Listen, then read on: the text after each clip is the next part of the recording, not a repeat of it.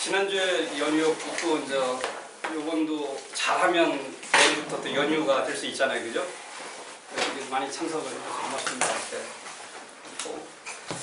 지난주에는 투기가 투자가 어떻게 구분되어 있느냐, 뭐 고위험, 고수익을 추구하는 거, 그다음에 자기가 부담하고 있는 위험을 회피하지 않은 이런 거래, 아니면 투자 대상에서 가격 차익을 많이 기대하는 거, 투자 대상의 어떤 수익보다는 뭐 이런 것들이 이제 투기 성향이 강하다, 이런 얘기를 이제 드렸고, 그 다음에 투기 중에서 그래도 어떤 투기가 경제에 국민에게 도움이 되느냐, 가능한 정상적으로 탈법 불법을 안 하고 돈을 버는 투기가 그나마 좋은 거다. 그러니까 투기를 하려면 돈을 벌어라.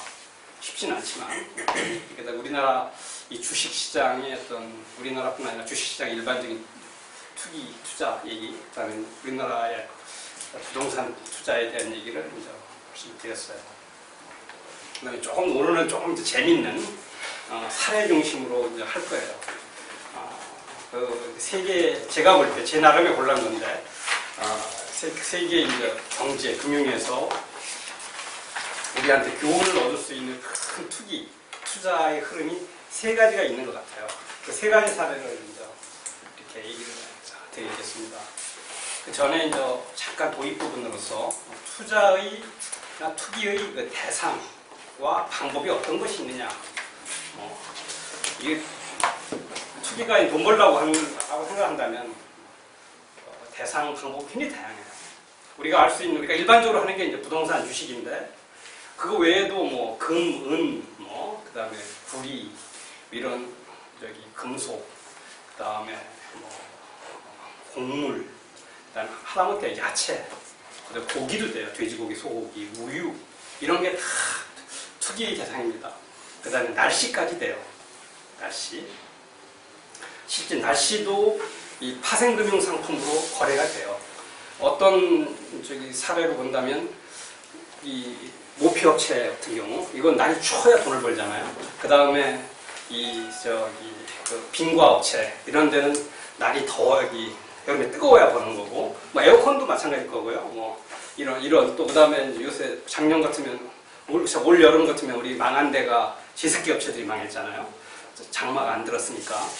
이런 날씨가 미래에 어떻게 될지 모르잖아요. 이런 걸 갖고서 이제 투기라기보다는 그런 걸 만드는 상품 회사한테 위험을 회피할 수 있는 금융상품을 만들어주는 거예요. 그러니까 겨울 연 온도가 몇 도 이하로 뭐 떨어졌느냐 올라가느냐, 이제 그렇게 되면 이제 수익이 된다면 그걸로 상품을 만들어서 팔아요. 그러면 업체는 그것을 피할 수 있게 사고, 그러면 이제 다른 사람은, 투기적인 사람이 들어가는 거죠. 야, 날씨가 반대로 가면 내가 돈을 벌 수 있겠다 생각하고, 날씨에 대해서도 파생상품이 있어요. 실제 거래도 많이 되고요. 그러니까 참 사람이 생각할 수 있는 것, 경제 활동과 연관될 수 있는 건 다 금융상품을 만들어 팔 수 있습니다. 현재 이러한 상황을 이렇게 보통 금융공학이라고 해요. 공학은 여기 하신 분들도 있는 것 같기도 하고, 그죠? 금융공학은 어떤 이렇게 여러 가지 부품을 갖고 물론 만드는 거잖아요. 금융도 이 여러 가지 금융 상품들, 이런 금융 부품인데 이런 걸 만들어서 새로운 상품을 만드는 걸 금융공학이라고 하는 거죠. 그러니까 날씨라는 게 있으면 그것을 갖고 이렇게 붙여서 사람들이 사고 팔 수 있게. 그리고 그러니까 그게 왜 나온 거냐면, 사실은 아까 말한 대로 그런 모피업체나 에어컨 만드는 업체나 뭐 제습기 만드는 업체나 뭐 아이스크림 만드는 업체에서 위험을 피하려고 이제 찾다 보니까, 우리가 이런 상품 만들어줄게, 우리가 사라. 그럼 또 만들어서 팔고 그걸 반대로 이제 시장에 거래시키는 거죠. 이런 게 금융공학입니다. 내가 뭐 어떤 사업을 한다. 사업을 하니까 한쪽이 굉장히 불안해요. 그럼 그 불안한 것을, 금융적인 걸, 불안한 것을 얘기하면 그걸 만들어주는 거. 그런 게 이제 투자은행들이 하는 겁니다. 투자은행들의 바로 그런 상품을 금융상품을 만들어주는 거예요. 그리고 그게 굉장히 뛰어난 거죠. 그러니까 이 공학에서 뭐 이렇게 사람이 필요한 TV도 만들고, 뭐 휴대폰만 만드는 게 아니라 금융도 잘 보이진 않지만 그런 상품을 만들 수 있어요.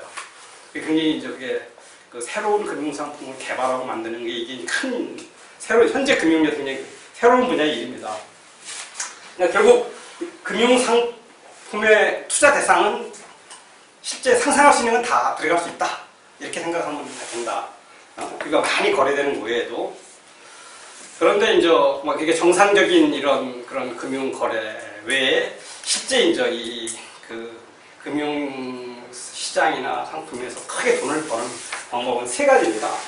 첫째가 하나는 이제 이 시장에서 시장의 기본이 이렇게 사이클이 있을 때 이런 하락기에는 탐욕이 공포, 상승기에는 이제 탐욕이 지배한다고 그랬잖아요.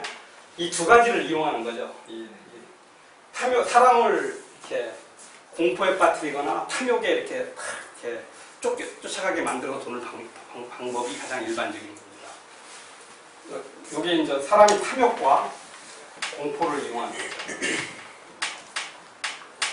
우리가 이제 뭐 대표적으로 이 기획부동산이라는 거 알아요? 이렇게 보면은 막 땅을 이게 이렇게 되지도 않는 땅을 이렇게 쪼개서 막 파는 거예요. 뭐 산이나 뭐 들판 이런 걸 파는데 여기에 이제 큰 길이 난다, 뭐 아니면 무슨 레조트가 들어선다, 뭐 이런 걸 해서 사람들한테 이 땅을 사면 뭐 도움이 될 것 같아.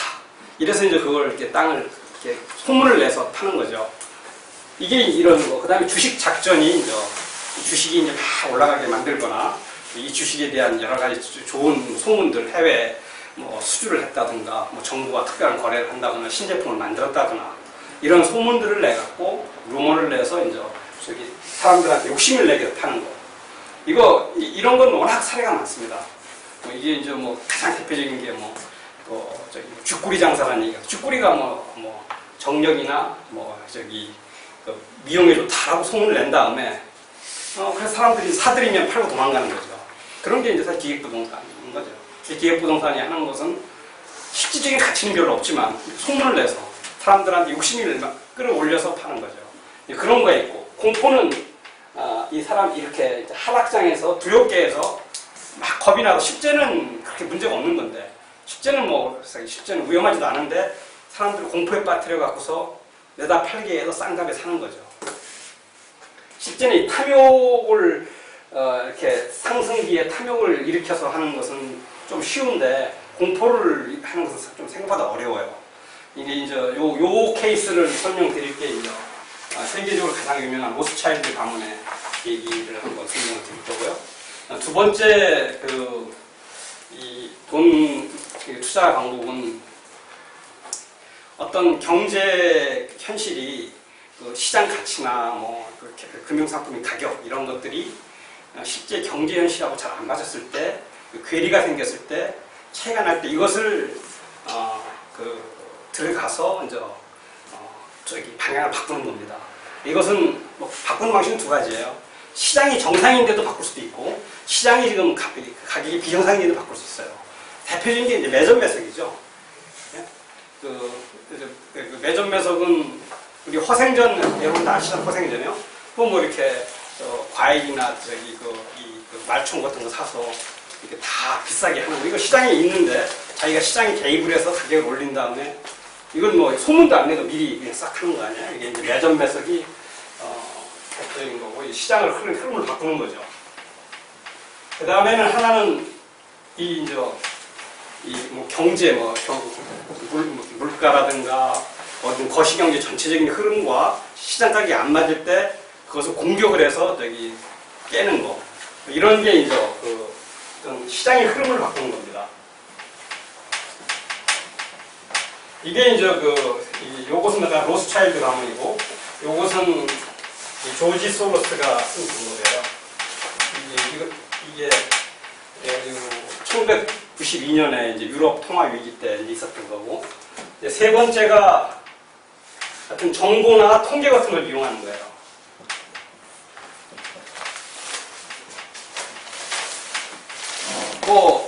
이렇게 개발 정보 같은 거, 부동산에서 아니면 주식 같은 데서는 이 회사가 신제품을 만들었다거나 이런 정보를 미리 빼서 그것을 이제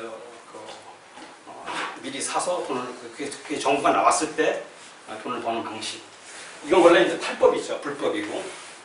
기업들이 그렇게 하면은 내부자 정보라고 그래서 이것을 불법입니다.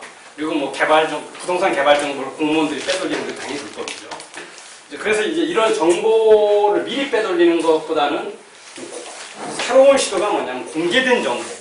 이 공개된 정보나 이런 것을 좀 더 논리적인 사고나 수학이나 통계적 기법을 이용해서 이렇게 분석을 해서 남들이 생각 하지 못하는 걸 찾아내서 돈을 벌겠다. 이러한 방법이 있어요. 이것도 이제 이게 이제 미국에서 유명한 FPCM 사태라고 불리는 건데, 이 세 가지를 이제 오늘은 이렇게 하나씩 설명을 한번 있었던 역사적 사실을 갖고 한번 공부 삼아 재밌게 얘기를 하겠습니다. 먼저 이제 이 탐욕과 공포를 통해서 보는 이 로스차일드 가문의 이제 얘기예요.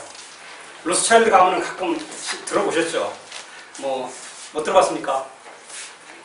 이제 세계의 현재 이제 이렇게 음모론을 주장하는 사람들, 세계 경제는 유태계의 큰 손이 세계 경제 뒤에서 금융기관 경제를 주무르고 있다 하는데, 그 유태계의 가장 큰 손은 로스차일드 가문이다.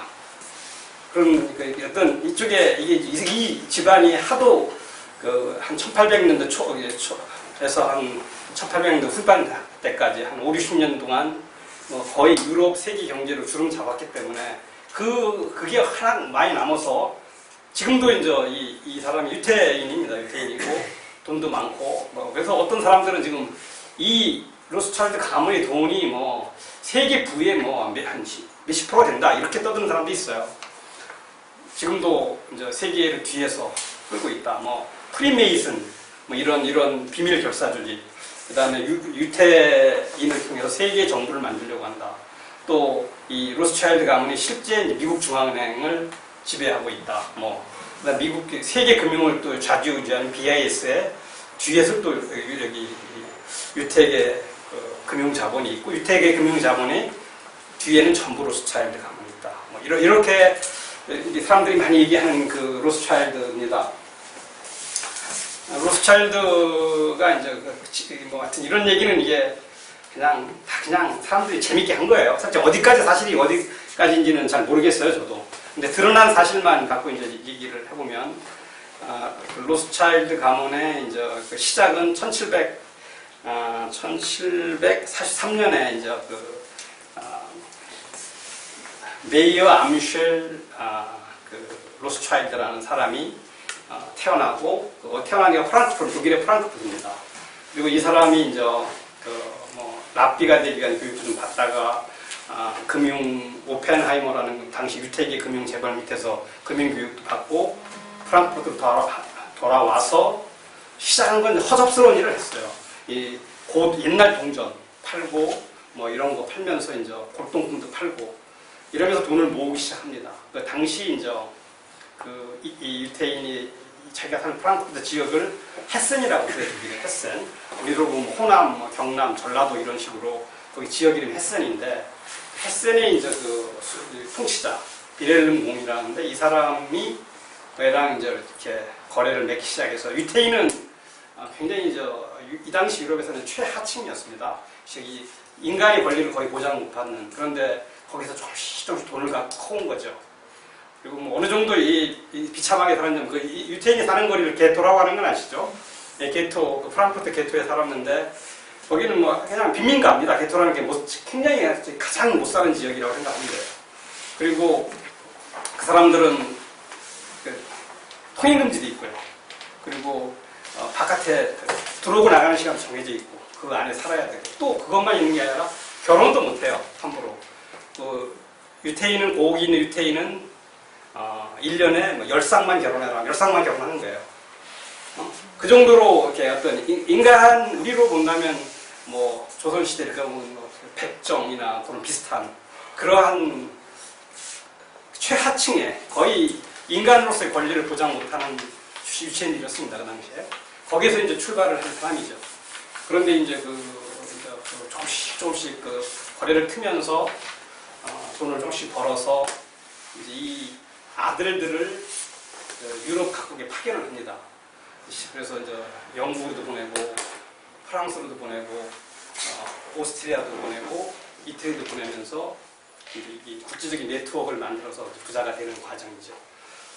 이 사람이 뭐 부자가 되는 건 아주 뭐 일반적으로 이 비렐름 공은 돈을 주로 뭘로 벌었냐면 독일 사람들이 독일이 그 당시에 굉장히 못 살았어요. 1700년대 후반, 1800년대 초반까지만 해도 유럽에서는 2등 국민이었습니다. 그러니까 이제 자기 영지 내에 있는 사람들을 군사훈련을 시켜서 해외에다가 이렇게 용병으로 보내는 거예요. 유럽에서는 못 사는 나라에서 뭐 이렇게 남자들이 할 수 있는 건 그거거든요. 여기 몸 파는 건데 남자들이 몸 파는 건 전쟁터로 나가는 거잖아요. 대신 싸워주는 거. 그러니까 이제 유럽에서 못 사는 대표적인 나라가 스위스. 지금은 잘 살지만 스위스 용병들 많이 나갔고 독일에서도 용병이 많이 나갔어요. 이 사람이 이제 비렐름 공은 용병을 영국으로 많이 보내갖고 거기서 이제 돈을 예전에 이때 나폴레옹 시기 전까지는 전쟁은 다 용병이 했어요. 거의 다. 그러니까 여기 전쟁을 해서 이기려면 돈이 많아야 돼요. 돈이 많아서 잘 싸우고 말 잘 듣는 튼튼한 용병들을 많이 사갖고 그걸 전쟁터에 내보내서 싸웠던 거예요. 근데 그걸 깬 게 나폴레옹이 국민군으로 처음 만드는 거죠. 그래서 이제 비렐름이 돈을 버는데 영국에서 돈을 받을 때 영국 사람이 현찰을 주는 게 아니라 국채를 줘요. 이렇게 국채를 1년짜리 6개월짜리 주고 그러면 로스차일드는 영국에서 여기 면직물을 수입했거든요. 면직물을 수입하면 수입 대금을 줘야 되는데 이제 그 비렐름 공한테서 그 채권을 받아갖고 그 다음에 채권을 이제 영국으로 자기 아들한테 보내서 그것을 그 면직물 수입 대금으로 줍니다. 그러면 여기 이 환전 수수료와 그런 부채를 이렇게 바꿔주는 두 가지 돈을 벌면서 그런 식으로 돈을 이제 벌어들인 거죠. 그런데 조금만 보고 실제 1차적인 큰 부는 이 아들들을 이용해서 나폴레옹 전쟁 시기에 되게 전쟁 때 큰 부자가 생기는 거니까 나폴레옹 전쟁 영국을 고립시키기 위해서 여기 대륙 봉쇄를 하면서 무역을 못하게 하니까 그때 이제 밀무역을 합니다. 밀무역을 하고 또 유럽 전쟁을 할 때 전쟁할 때는 적과 이 돈 버는 사람은 적도 우운도 없는 거예요. 다 누구와도 돈만 되면 다 거래를 하는 거니까 여기서는 자기는 여기 독일에 있으면서 나폴레옹 눈치나 프랑스에 있는 또 아들은 겉으로는 나폴레옹에 협조를 하지만 또 저쪽 영국에 있는 협정을 웰링턴에 협조를 해서 그렇게 하면서 돈을 버는 거죠. 그러다 실제 가장 큰 돈을 버는 건 이제 바로 이 공포를 이용하는 건데 보통 1815년에 이제 나폴레옹이 엘바스의 유배 갔다가 다시 이제 탈출해서 프랑스에서 다시 이제 황제를 복귀해서 마지막 이제 한번 일전을 벌립니다. 프랑스군하고 유럽연합군하고 유럽연합군은 이제 영국, 오스트리아, 그다음에 프러시아 이런 군대하고 그 싸운 데가 지금 현재 벨기에의 워털루라는 브루셀에 있는 전쟁 워털루 전투라고 그러니까 조그만 도시인데 제가 거기 살아봤습니다. 워털루에서 한 3년 살았었는데 저 집에 그게 몰랐죠. 워털루에서 이게 어떻게 하다 보니 워털루에 자리 잡은데 그러니까 거기 워털루더라고요. 그 진짜 전쟁이 있었던 워털루. 다음에 전쟁터로 이렇게 멋있게 해놨습니다. 근데 그 1815년에 전쟁이 났는데 그 당시는 나폴레옹에 대한 공포감이 있었기 때문에 나폴레옹 군대는 아까 말씀드린 대로 국민군이거든요. 기본적으로 훈련도 잘 돼 있고 돈 받고 싸우는 군대가 사실 잘 싸울 수는 없거든요. 어떻게 하면 안 죽으려고 할 거 아니에요. 물론 사람들은 안 죽으려고 하지만 프랑스군은 그나마 이 혁명에 대한 그런 열정도 있는 사람들이 꽤 있기 때문에 프랑스군이 훨씬 유리했는데 참 어이없는 실수를 합니다. 프랑스군들이 그날 날씨도 나빴고 안개도 많이 끼고 그래서 프랑스군이 지는데 프랑스가 지느냐 이기느냐에 따라서 이 채권 가격이 영국이 지면 영국은 나라가 거의 망하니까 영국이 정부가 발행한 채권은 휴지가 될 거 아니에요. 그러니까 이 채권 투자자들이 갖고 있는 사람들이 전쟁의 승패가 어떻게 갈리느냐가 다 이렇게 관심이 있어요. 근데 되게 알려지기는 나폴레옹이 그 전쟁 결과를 로스차일드 가문이 이제 이렇게 비둘기를 통해서 전소구죠. 미리 알아갖고 채권을 확 사갖고서 돈을 벌었다고 돼 있는데 그게 아니고, 왜냐하면 이미 그 로스차일드 가문은 꽤 부자가 돼 있어요. 그리고 알려진 집안이기 때문에 그 당시 로스차일드 가문이 채권을 사면은 영국이 이겼는가 보다 모든 사람이 사기 때문에 돈을 벌 수 없어요. 그럼 돈을 벌어도 조금 버는 거지. 누가 다 돈 가진 사람들은 다 자기 나름 정보망을 갖고 귀를 곤두 세우고 있기 때문에 사람 속이기가 쉽지 않습니다. 그래서 이제 로스차일드 가문의 큰 아들이 이제 조금 먼저 알아요. 자기 사설 정보망이 있으니까. 그런데 어떻게 하냐면 파는 거예요. 이 영국의 이 국채를 그냥 아주 그냥 표정도 하나도 변화도 없이 계속 팔게 시키는 거예요. 시장에서. 그러니까 이제 사람들이 처음에는 뭐 어떻게 되나 하다가 영국이 진 모양이다. 응? 그러다 이제 좀 있으면 졌대 영국이. 사람들이 그렇게 만드는 거거든요. 응? 그러니까 이제 너도나도 팔기 시작하는 거예요. 채권을. 그러니까 채권이 그냥 막 휴지 조각이 되는 거죠. 그래서 계속 하는 거예요. 그러니까 진짜 적군아이죠. 진짜 이제 영국이 적군하고 사람들이 막 겁을 먹고, 이제 영국이 지면 자기가 갖고 있는 채권을 이건 뭐 하나도 못 받는 휴지 조각이 되니까 파네 형이에요. 내가 파는 거예요. 그 순간 사들인 겁니다. 그리고 그 순간 사들였으니까 사들이고 나니까 조금 후에 그게 세상 일이라는 게 그런 거 조금 후에 영국이 이겼다더라 소식이 들어온 거예요. 요새같이 인터넷 있을 때는 이런 짓을 못 하는데 옛날에 이게 가능했던 거예요. 그러니까 이게 보면 이게 어떤 능력이 문제나 이게 돈을 번 게, 왜냐면 내가 막 계속 팔고 있는데 실제 정보가 한 시간 정도만 먼저 이렇게 시장에 들어오면 어떻게 됐어요? 자기 다 팔았으니까 상대방이 먼저 알으면 사기 전에 이미 영국이 이겼다는, 웰링턴 장군이 승전했다는 소식을 알게 되면 자기도 거지는 아니지만 실제 거지가 되는 거잖아요. 다 팔았으니까. 그런데 이제 자기가 팔고 사고 나니까 그 소식이 들어온 거죠. 자기가 소식이 들어오는 건 통제할 수 있는 게 아니거든요. 그런 거 보면 이게 이제 돈이라는 게 어떻게 벌어지는 거냐, 큰 돈이라는 게 노력이냐, 실력이냐, 눈이냐, 뭐 이런 것들을 한번 생각해 볼 수 있는 거죠. 하여튼 이 사람은 돈을 사람들을 이렇게 공포로 빠뜨려서, 두려움에 빠뜨려서 모든 사람이 이성을 잃은 거죠. 뭐 이게 안 질 수도 있다. 아니면 자기 나름대로 이 정보를 더 얻었어야 되는 건데 그냥 시장 속에서 공포에 빠져서 담에다 판 거죠. 그러면서 이제 시장은 돈을 벌고, 이때 이제 이러고 나서 이제 로스차일드 가문이 유럽의 최고의 이제 거부로 이제 등장을 합니다. 그런데도 아까 말한 유태인 출신이니까 이 사람들이 껴주질 않는 거예요. 이 1815년 이제 나폴레옹이 지고, 그 다음에도 뭐 유럽은 철저한 귀족 사회였기 때문에 껴주지 않으니까 이 당시 이제 그 유럽에서 자기의 어떤 돈의 힘을 알리기 위해서 로스차일드 가문들이 단합을 해서 그 정권도 무너뜨리고, 또 기업도 무너뜨리고 이런 것을 많이 합니다. 비슷한 방법을 쓰는 거죠. 만약 어떤 정권, 여기 오스트리아 같은 데가 이렇게 괄시를 하는 거예요. 계속. 저거 유태인이라 아까 말한 2등 국민 아닙니까? 그죠? 또 얘들은 눈만 알아야지 어떤 사교계의 흐름도 잘 모르고, 예절도 모르고, 이런 거 하니까. 그러니까 이제 오스트리아 정부를 힘들게 한다면 계속 오스트리아 채권을 사주는 거예요. 그냥 조용히 한 1년, 2년 동안 사서 모았다가 이제 좀 문제가 딱 생길 때쯤, 그리고 자기가 진짜 어떤 필요한 시점이 되면 그냥 내다 파는 겁니다. 시장에다. 그러면 그냥 그리고 소문도 여러 가지 그럴듯한 소문들을 내는 거죠. 오스트리아 정부가 좀 내부적인 문제에서 붕괴될지도 모른다. 왕이 어떻게 될지도 모른다.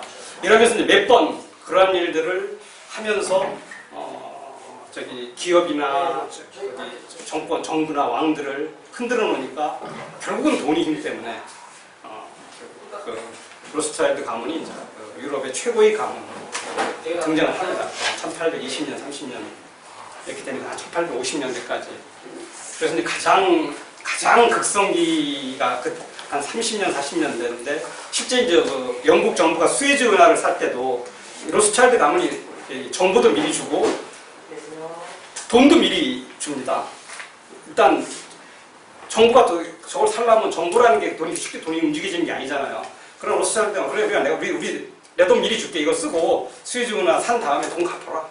뭐 그 정도로 이게 항상 돈이 많았습니다. 그러니까 수에즈 운하도 그냥 로스차일드 장부가 정부 돈으로 잡은 돈으로 샀다가 다시 이제 물론 돈은 더 얹어서 갚았겠죠. 응? 그럴 정도로 이 유럽을 지배하는 시기가 있었습니다. 그러한 시기에 대한 기억들이 많이 남았기 때문에 지금도 그러한 로스차일드 가문에 대한 어떤 그런 음모론적인 일들이 많죠. 이 가문도 결국은 무너져 갑니다. 역사와 함께. 여기 무너지는 조짐이 나타난 게 1860년대부터 서서히 나타나요. 첫 번째 이태리 통일운동 되면서 가리발디 장군이 이태리 통일을 하니까 네 형제 중에 하나 이태리로 갔던 그 형제가 나폴리에 있었는데 나폴리에서 이제 나폴리 왕국이 쓰러지니까 없어지고 해체되고 프랑스로 오고 또 그 다음에 1901년인가는 이 로스차일드 가문의 발상지 프랑크푸르트가 문을 닫아요. 그 이유는 여기 로스차일드 가문 아들에 의해서만 경영에 참가하는 게 그 유언인데 아들이 없어요. 그리고 아들이 없으면 되게 이제 조카를 갖다 쓰는데 조카도 또 아들이 없어갖고 고민을 하다가 청산하죠. 프랑크푸르트 청산하고 비엔나는 1930년대 이제 히틀러가 독일을 하고 오스트리아를 합병하면서 버벅거립니다. 그냥 비밀 경찰이 데려다 잡아갖고서 다 뺏고 사실 무력 앞에는 필요가 없으니까 그래서 거기는 이제 다 뺏기고 목숨은 부지해서 도망오고 그래서 결국 2차 대전 끝나고 나서 살아남은 가문은 프랑스하고 영국만 살아남았습니다. 그리고 지금은 그냥 가문에 있는 사람들은 돈을 많을 텐데 여러분들이 이렇게 로스차일드라는 이름을 걸고 있는 은행이 있어요. 조그만 은행들. 있는데 그런데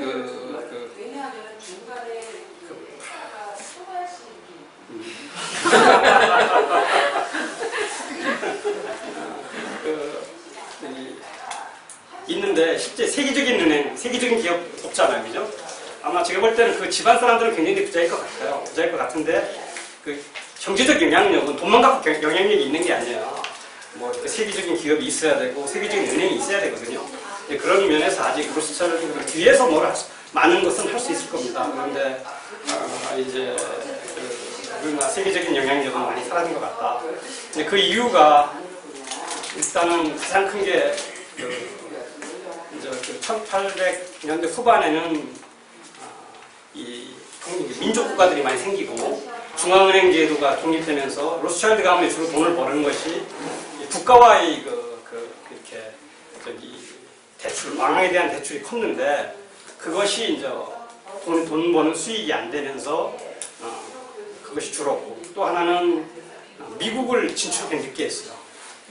그래서 이제 세계 경제가 1차 대전을 끝나고 나서 미국으로 넘어갔는데 로스차일드 가문이 미국으로의 진출을 거의 1940년 정도에 시작을 한 겁니다. 남북전쟁에 잠깐 들어갔다가 가능성이 없다고 보고요.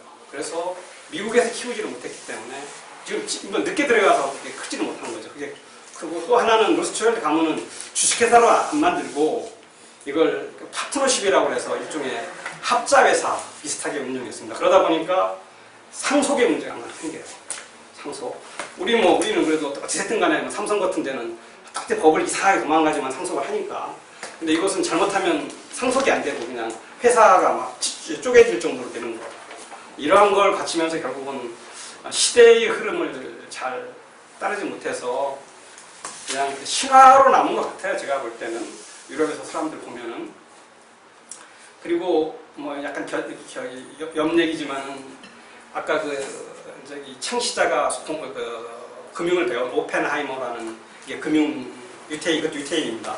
유태인 독일의 하노버를 기반으로 한 은행인데 나중에 이제 그 집은 이 로스차일드보다 굉장히 오래됐고 유태인 중에서 부잣집이기 때문에 꽤 괜찮은 집안이죠. 나중에 결혼합니다. 딸들하고 다 이제 결혼을 해서 오펜하이머도 이제 크게 보면 로스차일드 가문의 편입이 돼요. 나중에는. 근데 그래서 유럽에서 오펜하이머라는 은행은 가장 부자들이 거래하고 싶은 은행이에요. 지금 얼마 전까지 있었어요. 그것도 한 7, 8년 전쯤 망했어요. 투자를 잘못해서. 그러니까 그러고 보니까 은행이라는 것이 뭐 이렇게 로스차일드 가문이 만약에 힘이 있었으면 그걸 망하게 두진 않았을 거거든요. 유럽에서 가장 큰 프라이빗 뱅크라는 게 있습니다. 프라이빗 뱅크라는 게 뭐냐면 돈 많은 사람들을 위한 은행이에요. 그러니까 기본적으로 거기를 거래하려면 뭐 우리나라 치면 한 100억 정도는 있어야 돼요. 100억 원 정도는 있어야 그 은행을 거래를 하고 특별한 서비스를 해주죠. 이렇게 은행을 보면 은행 같지도 않아요. 멋있는 저택 같은 데가 은행입니다. 그리고 이 독일 사람들, 유럽 사람들도 그런 그런 어떤 특별한 대우를 받는 것도 아닌데 거기 은행 거래하는 것은 이렇게 개인 신용카드, 이렇게 뭐 현금카드도 굉장히 불편해요. 왜냐하면 그런 지점이 여기 그냥 도에 하나 정도 있을까 말까 하거나 군 몇 개 하나 있으니까 자동차로 한 몇 시간씩 타고 가야 현금 유출기가 있거든요. 근데 그런데도 이제 거래를 하는 거예요. 내가 여기를 거래를 한다는 것 자체가 이제 이 어떤 특권이니까. 나중에 그 오펜하이머 뱅크는 망하고 독일의 도이치방크라고 그건 좀 독일의 굉장히 최고 큰 은행에 인수를 했죠. 지금은 이름은 남아있지만 실제 주인은 이제 바뀐 그런 상태입니다. 그런 거 보면은 생각보다 더 이 로스차일드 가문이 그렇게 지금까지 어떤 경제적 영향력은 큰 것 같지는 않다. 이제는 그렇게 생각이 듭니다. 그리고 조금 더 두 번째 얘기를 한번 들어볼게요. 두 번째는 이 조지 소로스 얘기입니다. 조지 소로스 아세요? 이게 누군지? 잘 모르시죠? 이 사람은 헝가리 태생이고, 그 다음에 영국에서 유태인입니다. 이 사람은. 유태인이 참 많이 나오는데, 영국에서 식당 웨이터를 하면서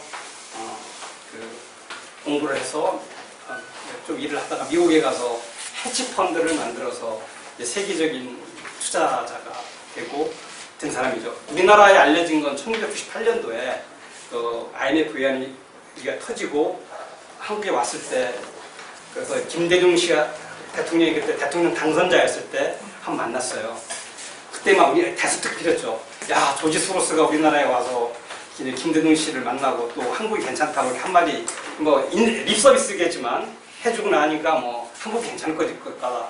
이런 정도로 이제 약간 그 당시, 지금은 이제 은퇴를 했습니다. 은퇴했지만 한 1900년 초, 2000년대 초반까지, 1900년 말까지는 세계에서 가장 영향력 있는 투자자 중에 하나였어요. 여러분들 워런 버핏은 좀 들어봤죠. 미국에서 가장 부자. 빌 게이츠와 쌍배우리는 이 두 사람은 다 투자를 통해서, 투기를 통해서 돈을 번 사람들이에요. 생산을 통해서 번 사람이에요. 조지 소로스도 그렇고 워런 버핏도 그렇고. 근데 두 사람이 길은 제가 많이 틀려요. 워런 버핏은 있는 상태에서 돈을 버는 거예요. 있는 상태. 이거 다 있는 거, 기존 지수를 인정하면서 여기서 어떻게 하면 돈을 벌까 하는 거고, 이 조지 소로스는 틀려요. 세상을 바꾸면서 돈을 번 사람이에요. 특이한 사람들. 이 사람이 하는 행동이 가장 유명한 행동이 뭐냐면, 부시, 그러니까 대통령 재선할 때, 그때 형편없이 민주당이 깨졌잖아요. 그때 누구였죠? 상대당. 처음에는 고거랑 할 때는 막상막하였지만, 그리고 나중에 했는데, 두 번째 할 때는 너무 형편없으셨잖아요. 상대가 그때 이제 하도 여기 민주당이 깨질 것 같으니까 이 조지스가 1000만 불을 냈어요. 1000만 불을 내고 이 미국이라는 사회가 좀 대단한 사회예요. 조지 부시의 재선을 막는데 써라.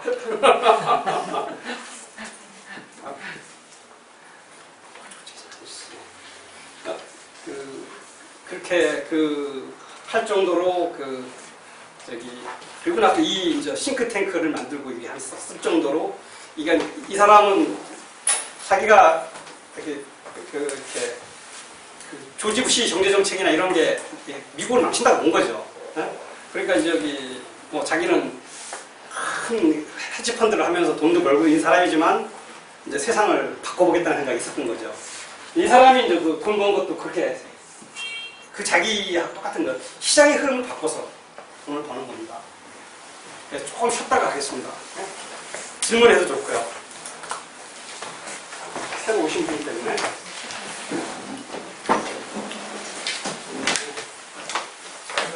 목소가 여기다 하나 놔드릴게요.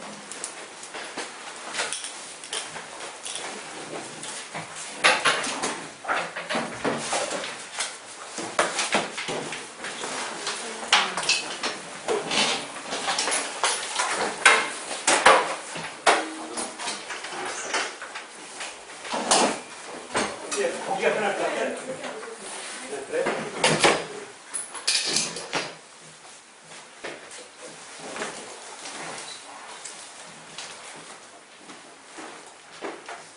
뭐 질문 또 화폐 전쟁 같은 건 약간 과장된 건 혹시 있나요? 화폐 전쟁은 나중에도 한번 얘기할 텐데 그 소설책입니다. 그래서 로스차일드 가면 화폐 전쟁이 많이 나오죠. 네. 그 화폐 전쟁 보면 전부 로스차일드 가문이 다 한거로 나오죠. 그럼 한 게 없어요. 사실 로스차일드 가문은 1차 대전이 끝나고 나서 거의 이제 무력화됐다고 보면 됩니다. 지금도 로스차일드가 다 움직이는 것처럼 이야기를 하는데 거기에 대해서 구체적인 이야기가 없어요. 네. 이제 나중에 이제 뒤에 국제금융 얘기할 때 BIS 얘기도 해줄 텐데 화폐 전쟁 보면 저도 좀 봤어요. 하도 얘기를 보다가 그냥 안녕히 쓰기나 이거 완전히 소설이고 BIS를 한 번도 안 가보고 쓴 거예요. 저는 이제 BIS 같으면 BIS가 뭐예요? 국제결제은행인데 BIS 자기자본 비율은 들어봤죠? 아니요. 그렇군요.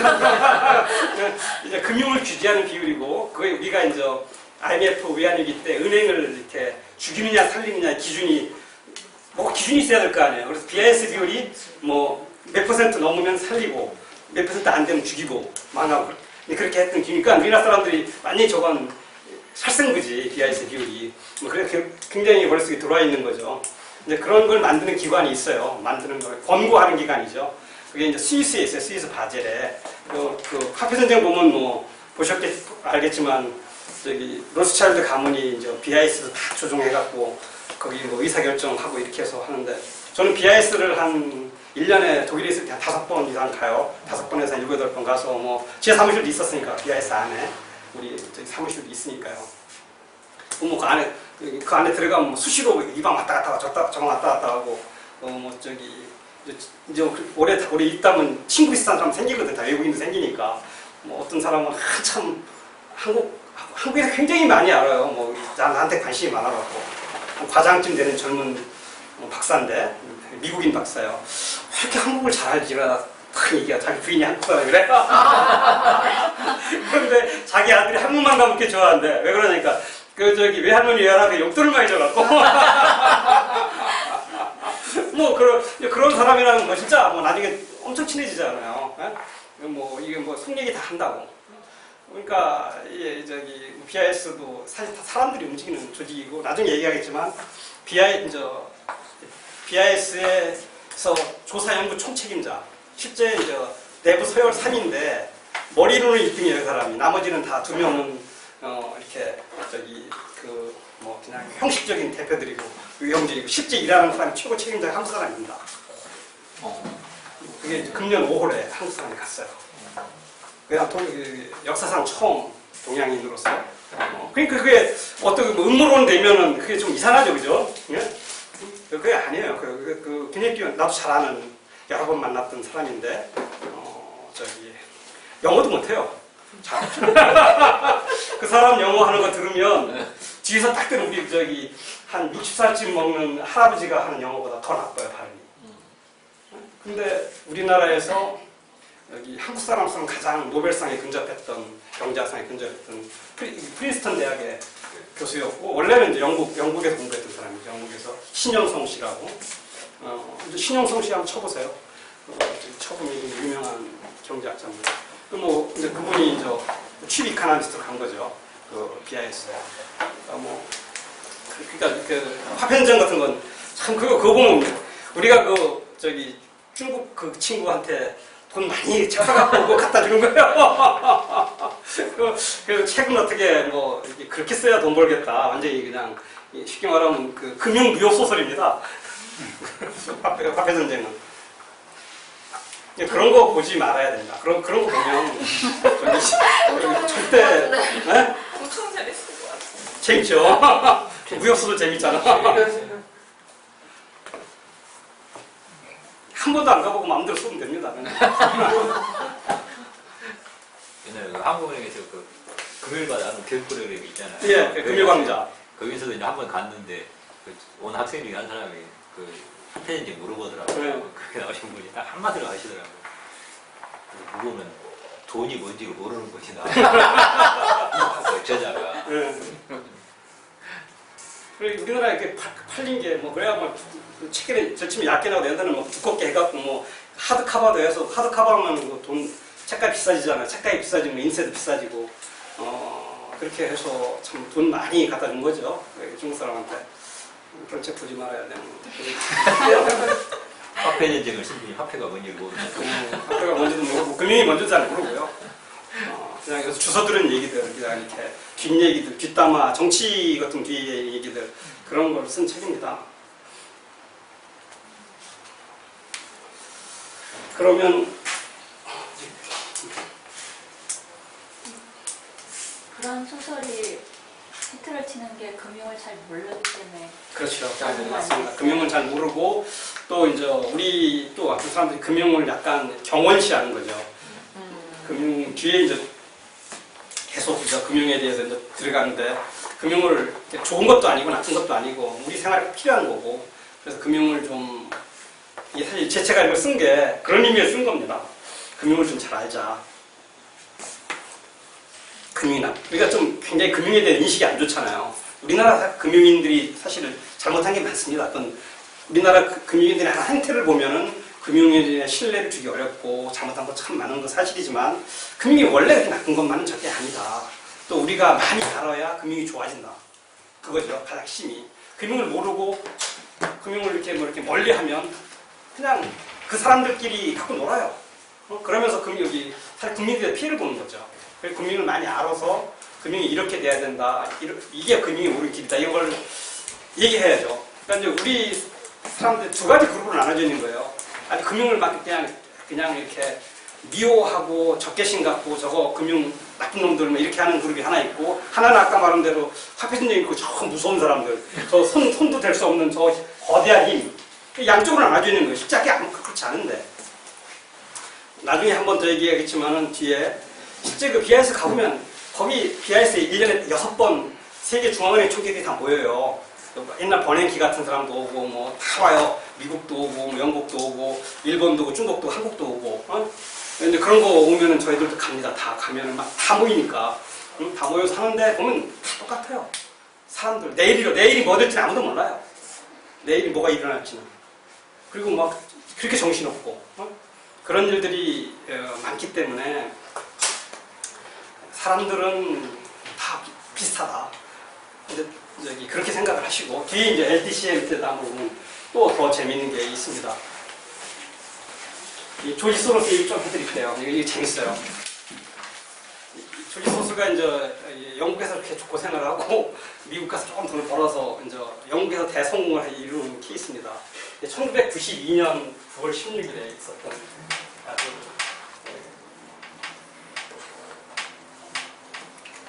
제가 참 재밌어요. 역사의 현장인 이때 제가 유럽에 있었습니다. 그 아까 워털로 벨기에 살았을 때인데 이날 영국 중앙은행이 영란은행 뱅크 오브 잉글랜드가 아침에 금리를 10%에서 그 당시 지금 금리가 제로에 가깝지만 그 당시에 금리가 10%였어요. 정책 금리가. 시장 금리는 훨씬 높았죠. 12%, 15% 됐고 정책 금리가 10%였는데 그걸 12% 올려요. 보통 우리 금리 요새 올리면 얼마 올리죠? 0.25, 0.5 올리죠. 2% 올린 거예요. 12%로. 그러더니 한 30분쯤 있다 또 올렸어요. 15%로. 영란은행에서요? 영란은행에서. 같은 날. 같은 날 1시간쯤 있다가 30분도 1시간도 안 됐을 거야. 기자회견, 금리를 올리면 기자회견을 하잖아요. 네. 금리 10%에서 12% 올렸습니다. 그럼 그런 줄 알고 기사 썼는데 좀 있으니까 또 온 거예요. 아니 10%로 올렸습니다. 이렇게 온 거예요. 그런데 좀 있다가 점심때쯤 되니까 아니 그게 아닌데 우리 10%로 다시 갈 거야.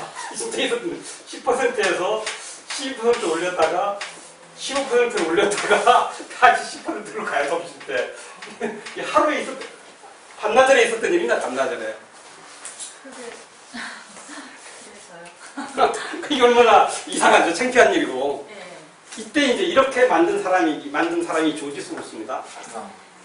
이때 이제 조지 소로스가 이 새 보통 금융시장의 금융용어가 중앙은행하고는 맞서지 마라. 투기를 할 때. 왜냐하면 중앙은행은 돈이 무지하게 많으니까 돈 많은 사람 투기판에서는 노름판이고 투기판에 돈 많은 사람이 가장 힘이 좋죠. 장땡이라고 하잖아요. 그러니까 중앙은행이 돈이 많은데 조지 소로스는 아까 세상을 바꾸는 사람이라고 했잖아요. 중앙은행이랑 싸워서 돈을 번 사람이에요. 이렇게 이제 만들었어요. 그러니까 중앙은행은 완전히 그냥 창피하게 중앙은행이 역사상 가장 치욕적인 일이죠. 이렇게 하고서 이제 자기는 그 다음에 유럽이 당시는 유럽 통화끼리는 고정환율처럼 돼 있어요. 통화가 이렇게 엮여 있었어요. 그러니까 독일 돈, 프랑스 돈, 그 당시에는 유로가 없었으니까 프랑스 돈, 영국 돈 엮여 있었는데 영국은 이걸 풀고 나는 이제 이거 풀고 완전히 변동환율제로 다시 갑니다. 그러니까 환율 제도를 바꾸고 그게 이제 그걸 이렇게 한 사람이 조지 소로스예요.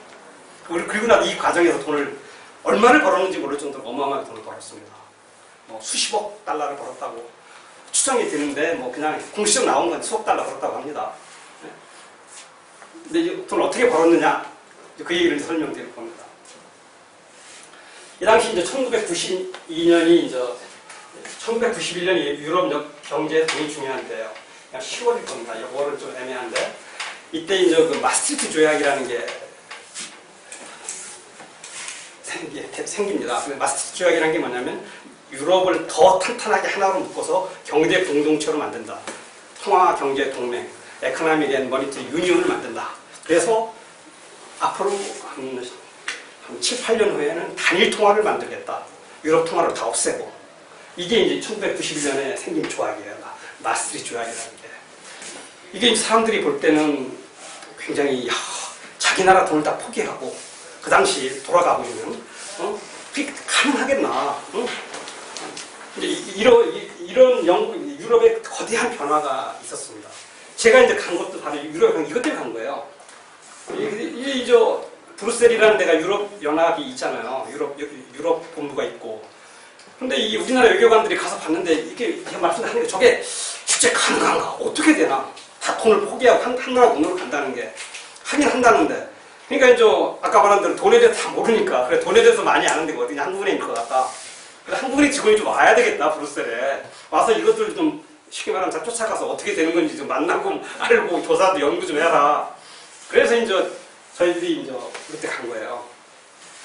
제가 이제 처음 브뤼셀 가서 이제 근무를 하게 돼서 94년까지 있었는데 해외 나가면 3년 정도 있으니까 이제 이때를 생생하게 뭐 다 본 거죠. 그때 가 보니까 뭐 사람들이 특히 이 동양인들은 영국이나 이게 유럽 이런 데들 빼고 동양인들은 뭐 이 단통화 괜히 한번 해보는 거야 애들이. 가능성이 없다 지금 있잖아요. 그죠? 이 당시는 가능성을 믿는 사람들이 동양인은 거의 없고 그 다음에 뭐 미국인도 거의 불가능할 거라 생각. 유럽인도 영국은 잘 못 믿고 프랑스, 독일은 의지는 있고 근데 그 자신감 자기들도 필요치 않았어요. 이런 시기였습니다. 그래서 이제 유럽이 막 굉장히 크게 변하는 유럽이 경제적으로 실제 변하는 그리고 뭐 유럽에서는 막 이때 이 단일 통화가 막 되려면 대단한 거니까 어떤 나라는 국민투표도 해야 돼요. 어떤 나라는 그냥 법상 그냥 국회에서 승인만 받으면 되고, 어떤 데도 국민투표도 부결도 되고, 이게 막 좀 혼란스러운 시기였습니다. 그리고 또 이때가 1989년이 뭐죠? 이게 독일이 통일된 해예요. 그러니까 독일이 통일됐고 이런 격변기였습니다. 유럽이 격변기. 그러니까 독일 경제가 굉장히 안 좋았어요. 독일 경제가 통일이 되니까 재정 적자가 많이 나고 그 다음에 그 물가도 많이 오르고 그리고 이 경상수지도 적자예요. 왜냐하면 동동 매개 살리려니까 경제 상황이 안 좋아. 그러면 독일은 경제 주식의 최우선이 중앙은행 경제 최우선이 뭐죠? 물가. 다른 거 안 쳐다봐요. 그럼 독일 중앙은행은 우리 물가가 오르고 있어. 무조건 물가는 안정시켜야 돼. 그건 제1의 법칙이고 물가 안정에 저해하지 않는 범위 내에서 다른 정책을 지원하는 게 독일 중앙은행 원칙입니다. 그러니까 중앙은행이 계속 금리를 올리는 거예요. 그러니까 아까 말한 대로 영국 금리가 10%까지 오르는 거죠. 그러니까 다른 나라도 힘든 거야. 금리가 오르면 되게 이제 되게 성장이 떨어지고 일자리가 부족해집니다. 그러니까 나라가 독일을 싫어하죠. 야, 니들 때문에 우리가 다 힘들다. 왜냐하면 근데 돈이 다 연결되어 있기 때문에 독일이 금리를 올리면 다른 나라도 금리도 올려야 돼요. 따라서 환율이 비슷하게 가려면. 독일에서는 금리를 계속 올리고 그러면 독일에서는 그러는 거예요. 영국들 못 쫓아오면 평가절하해. 돈가스를 떨어뜨려. 기분 나쁘잖아요.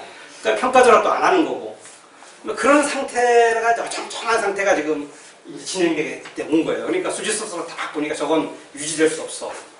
이건 심각한 불균형 상태야. 왜냐하면 독일은 절대 금리를 안 내릴 거야. 왜냐하면 독일이라는 건 확고한 원칙이 있는 나라니까. 그러면 분명히 영국은 평가 절하를 해야 돼. 근데 영국이 괜히 오기를 평가절을 안 하는 거거든. 좀 싸우기만 있는 거야.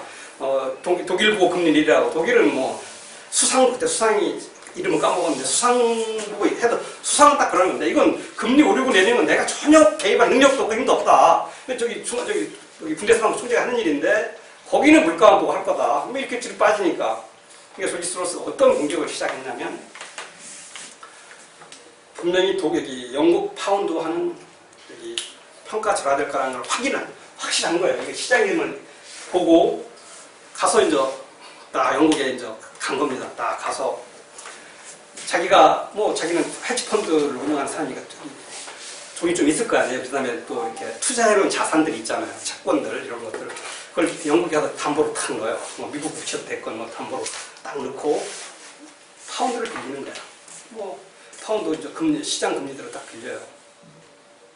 뭐 빌리면 딱 그 돈으로 빌린 돈으로 뭐라 해요? 마르크를 삽니다. 독일 돈이 일단 마르크였어요. 마르크 아시죠? 마르크까지는 영국은 파운드는 있으니까 마르크를 딱 사요. 뭐 환율은 그때 잊어버렸는데 환율이 파운드가 강했으니까 1대 한 4 정도 샀다고 하죠. 1대 4로 이제 산 거니까 파운드가 1이고 마르크가 4요. 이렇게 해서 이제 계속 사는 겁니다. 그러면 1억 파운드로 4억 마르크를 사는 거야. 그럼 4억 마르크가 생겼잖아요. 그럼 4억 마르크를 또 어떻게 해요?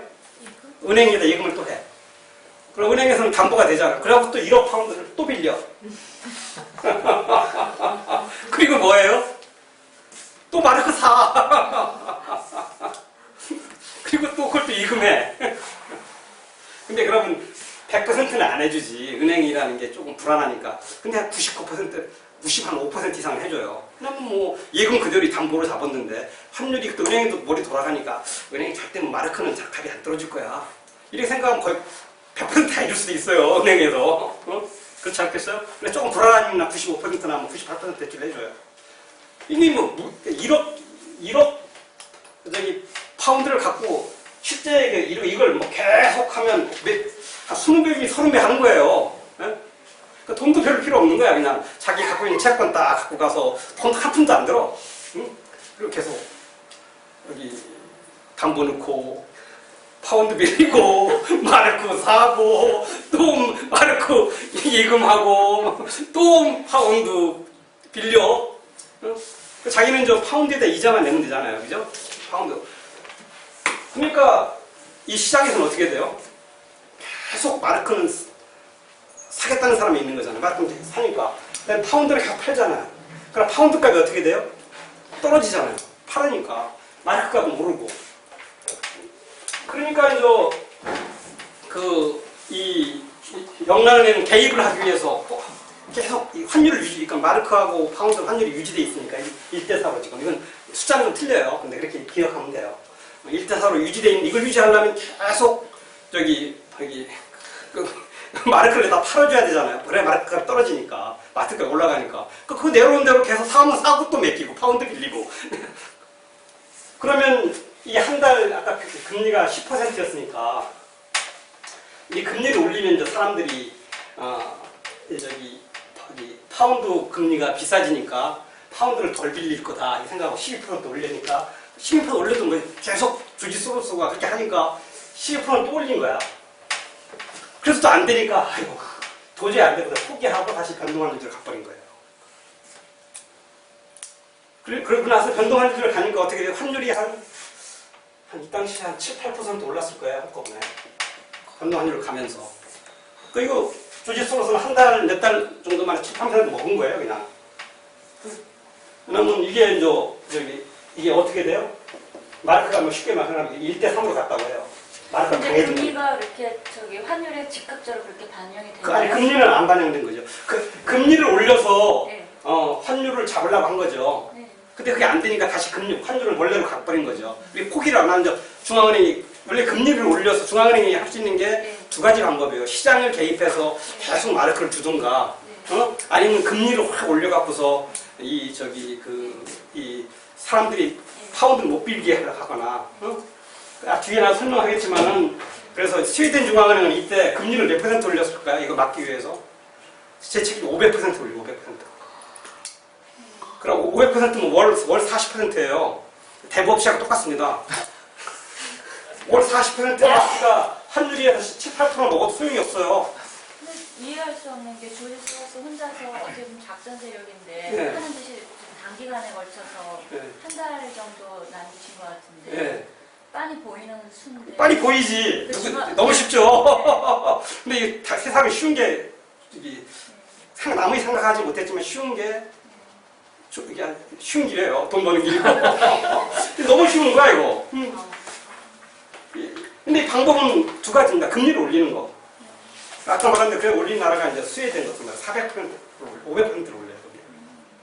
이후에는 뭐 제도적으로 왜 그런 게 이제 그 하나는 나중에 조그만 나라들, 조그만 나라들은 뒤에 설명했지만은 뭐 아일랜드, 스페인 이런 데는 외환 규제를 해버려요. 외국인들이 아예 쉽게 말하면 영국에서 파운드를 외국인들이 못 빌리게 하는 거야. 조지 소로스 이후에 아니 이제 그렇게 하면 되는데 영국은 그렇게 못해. 그러니까 조지스가 거기까지 판단한 거지. 영국이라는 나라 이미 금융이 자유화가 완벽하게 이루어진 나라인데 만약에 자기가 여기서 파운드에 대한 규제를 하는 순간 영국은 금융시장으로서는 완전히 아웃이야.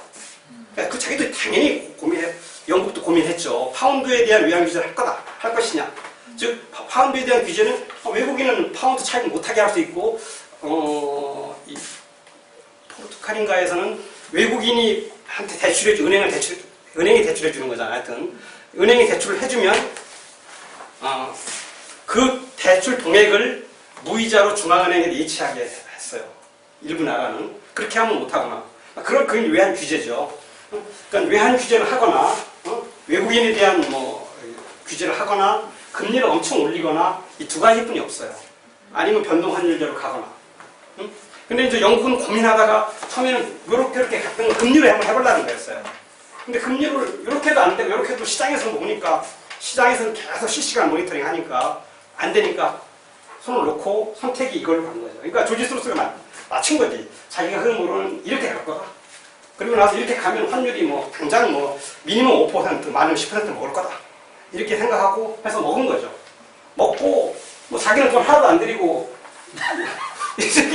돈 빌린 돈에서 파운드를 이렇게 벌었으니까 마르크는 파운드 조금만 갚으면 되잖아요. 마르크는 다시 다 그걸 마르크인데 내다 팔아서 돈을 벌으니까. 이렇게 벌으니까 이게 괜히 쉽죠. 그게 쉬우니까 이제 너도 나도 시작한 거예요. 이러면서 영국은 이제 한번 조지스가 해먹었으니까 나는 아일랜드 가서 하고 나는 뭐 포르투갈 가서 하고 나는 스페인 가서 하고 그게 유럽 통합 위기예요. 이태리 가서 하고 뭐 이때 유럽이 아수라장입니다. 아수라장. 모든 나라 이거 너무 쉬워. 그러니까 아까 말한 대로 어떤 나라는 나는 우리나라는 금융 별거 아니야. 아직 금융 잠깐 몇 년 뒤로 가도 돼. 이런 나라는 외환 규제를 해버립니다. 그래서 외국인들이 자기가 돈 못 빌리게 하거나 이렇게. 그 다음에 이제 스웨덴은 뭐 그래 한번 혼나봐. 우리 금리 500% 중앙은행 금리 뭐 시끄러울 때 500% 며칠에 200%를 올렸어요. 말 안 들으니까 500%를 올려버린 거야. 그러니까 아예 스웨덴 근처로 안 가는 거지. 이제 이런 티끌도 쫓아버리고 이게 이제 유럽 통화액인데 그래 이제 뭐 이때 보면 이때는 매일매일 아침 가면 재미있는 뉴스들이 들어오니까 그때는 인터넷이 없을 때였습니다. 처음 이 금융정보가 텔렉스라고 하는 거 이렇게 막 두루만 따라락 쳐갖고 나오고 그러니까 아침마다 가면 이제 그거 봐서 정리해서 이제 한국에 보내고 뭐 이러는데 그리고 뭐 이제 재밌죠. 뭐 금융 웹툰 될지 모르겠어요. 오타인 줄 알았어요. 오타. 아 이놈의 새끼들이 오타네 하다가 좀 이상해. 그래서 저 벨기에 중앙에다 물어봤죠. 이거 500%인데 맞냐? 이렇게 맞대요. 대표적인 나쁜 투기네요. 뭐가? 대표적인 나쁜 투기잖아요. 나쁜 투기는 아니죠. 경제를 그렇게 혼란에 빠뜨릴 정도인데. 그러니까 이 경기가 혼란 같은 게 아니라 이게 나쁜 투기가 아니고 제가 볼 때는 영란행이 잘못한 게 아니면 분데스방크가 정치협조를 잘하든가 아니면 영란행이 미리 알아서 금리를 올리든가 응? 더 올려든가 아니면 변동한 일을 가든가 평가절을 했어. 왜냐면 시장이 이제 그 뒤에 이제 한번 보여드릴게요. 시장이 오른 거죠. 왜냐하면 영국 경제가 버틸 수가 없었으니까. 그래 이제 그렇게 이제 투기판이 이제 어느 정도 돼서 막 투기꾼들이 돈을 많이 벌었어요. 벌고 어떤 때는 좀 들어갔다 헛발질 했죠. 외환기치사 해버리면 헛발이 되니까 스웨덴 간 놈은 별로 돈 높을 온 거고 뭐 여기 갔다가 이제 마지막 이제 일전이 장소가 여기 최후의 결전이 이제 프랑스로 보입니다. 다 떨어져 나가. 이태리도 떨어져 나가고, 뭐 포르투갈, 스페인 다 떨어져 나가고 남는 건 유럽의 코어 칸츄리라는 게 있어요. 유럽 코어 칸츄리는 지금도 유럽은 코어 칸츄리는 프랑스, 독일, 그 다음에 네덜란드, 벨기에, 룩셈부르크, 이태리입니다. 근데 이태리는 떨어져 나갔고 이제 5개국이 코어 칸츄리인데 이들이 이제 여기서 투기꾼들이 생각한 거예요. 독일은 뭐 안 되지. 독일은 기축통화국이니까 여기가 중심이니까 이건 투색도 안 되고. 네덜란드 경제는 무지하게 좋아. 뭐 독일하고 거의 같고. 벨기에는 투기를 한번 더 했는데 너무 작아. 근데 작으면 먹을 게 없잖아요. 그래서 벨기에는 뺐어. 룩셈부르크는 여러분 룩셈부르크 돈이 없어요. 자기 돈이 그 당시에. 지금은 위로가 있지만 벨기에 돈 같이 갔었어요. 재밌는 나라 돈. 자기 나라도 있으면 자기 돈 없이도 살아가도 있어요. 그래서 이제 벨기에 룩셈부르크 지점이 여기 화폐에 관한 한 중앙은행 룩셈부르크 중앙은행으로 할 때였습니다. 그리고 이제 프랑스가 남은 거잖아. 이 프랑스는 덩치도 크고 먹고 있으니까 투기꾼들이 조금 프랑스로 모인 거예요. 이때가 1992년 12월이 된 거예요. 이때는 다 대부분 투기꾼들한테 진 거야. 아니면 뭐 외환 규제를 하거나 금리를 올리거나 해서 이제 프랑스로 이때 유럽의 대회전이 영국에서 시작되고 대회전이 생깁니다. 근데 여기 프랑스 경쟁이 좋았어요. 프랑스가 독일 경제보다 좋아. 왜냐하면 독일은 통독 수요층 때문에 어려웠는데 프랑스는 이때 이제 91년 이때 마스트리트 조약이 되고 그 이전부터 사실은 마스트리트 조약이 준비가 됐기 때문에 마스트리트 조약을 준비한 사람 프랑스 사람이 있어요. 사람이 이름을 까먹었는데 이 사람이 이걸 거의 마스트리트 조약을 만든 프랑스의 아주 훌륭한 중앙회 총재도 지내고 나중에 대통령 나오라고 그랬는데도 대통령 안 나오고 그냥 은퇴한 사람인데 이 사람이 오래 준비를 했기 때문에 프랑스도 이 단일 통화를 가기 위해서 정책을 독일 비슷하게 갔어요. 굉장히 안정 중심으로. 그러니까 프랑스도 경상수지 이 당시가 91년, 92년 이 당시가 경상수지 흑자고 물가도 독일보다 더 안정돼 있고 재정도 좋았어요. 경제가 굉장히 좋은 상태였어요. 그러니까 국민들은 좀 힘들었겠죠. 왜냐하면 이 당시 이렇게 되다 보면 조금 긴축 정책을 많이 썼으니까. 그런 상태였는데 투기꾼들은 또 다 이유를 만들잖아요. 공격할 때는. 프랑스가 지금은 경제가 좋지만 이러한 긴축 안정 정책을 지속 가능성이 없다. 프랑스 이 국민성을 볼 때 프랑스 국민들이 놀기를 좋아하잖아요, 그죠? 복지를 좋아하고. 또 하나는 프랑스 중앙은행은 독일 중앙은행하고 틀려서 이게 정부 말을 잘 듣는다. 그러니까 뭐 금리를 오리라 몰리고 내리는 이러다 보니까 이 뭐 또 정책 일관성도 없고 실효성이 떨어진다. 뭐 이런 두 가지 이유가 가장 컸어요. 왜냐면 현재의 경제 상태는 좋으니까. 아까 말한 영국의 경제 상태가 굉장히 나빴어요. 실업도 높았고, 그 다음에 되게 물가도 높았고, 저기 경상치도 적자였고. 그러니까 유럽은, 그러니까 영국은 그냥 경제 지표 자체가 나빴어요. 그대로 공격하면 됐는데, 그 다음에 영국은 영남은행도 뭐 이렇게 좋은 중앙은행이 아니니까. 프랑스는 나름 이제 이유를 만들어서 공격을 시작한 거예요. 그래서 이제 뭐 그냥 여기는 진짜 뭐 저기 수익분들이 다 몰려들었어요. 세계의 수익분들이. 이거 얼마나 쉬워요, 이거. 쉬니까 이제 프랑스는 고민스러울 거 아닙니까? 외환 규제를 할 거냐, 응? 금리를 올릴 거냐, 그 다음 영국처럼 이렇게 또 이걸 떨치고 나갈 거냐. 근데 이게 떨치고 나간다면 단일 통화라는 걸 들어주면 어렵습니다. 단일 통화는 단위 하나의 통화로 가려면 각 나라들이 환율이 굉장히 안정돼 있어야 하나의 통화로 가는 거잖아요. 그러니까 이제 이 영국이 뭐 프랑스가 굉장히 고민스러운 상태였어요. 뭐 온갖 방법을 다 통해서 이제 막 협박, 공갈다 그때 대표적인 협박이 신문에서 제가 봤던 건데 프랑스 재무장관이 그런 거예요. 이게 지금 이건 이 단일 통화를 막기 위한 앵글로 섹슨, 즉 미국이나 영국, 특히 미국을 지칭하는 거겠죠. 미국의 어떤 음모다. 응? 이 영국, 프랑스 경제가 이렇게 좋은데 이렇게 누가 어디가 좀 문제가 있냐, 프랑스라는 나라가. 응? 그런데 왜 우리가 마르크화에 대해서 약세를, 우리가 마르크화 강세로 가야 된다. 경제 지표 보면 그렇거든요. 근데 이걸 이렇게 공격하는 것은 이건 아니다. 그런데 뭐 특이꾼들은 그런 거 상관없죠. 계속 공격하면, 그렇게 공격하면 여기 프랑스의 외환 보유가 바닥이 나면, 뭐 이런 식으로 계속 공격하다 보면 계속 마르크를 사줘야 되니까. 그냥 여기 마르크를 사줘야 되니까, 그죠? 마르크를 내다 팔아야 되니까. 프랑스 중앙은행 외환 보유가 한정돼 있잖아요. 이게 프랑스도 곧 무너진다고 했습니다. 다 무너진다고 했었는데, 저기 1월 초에 이제 이 독일 중앙은행이 성명서를 발표합니다. 왜냐하면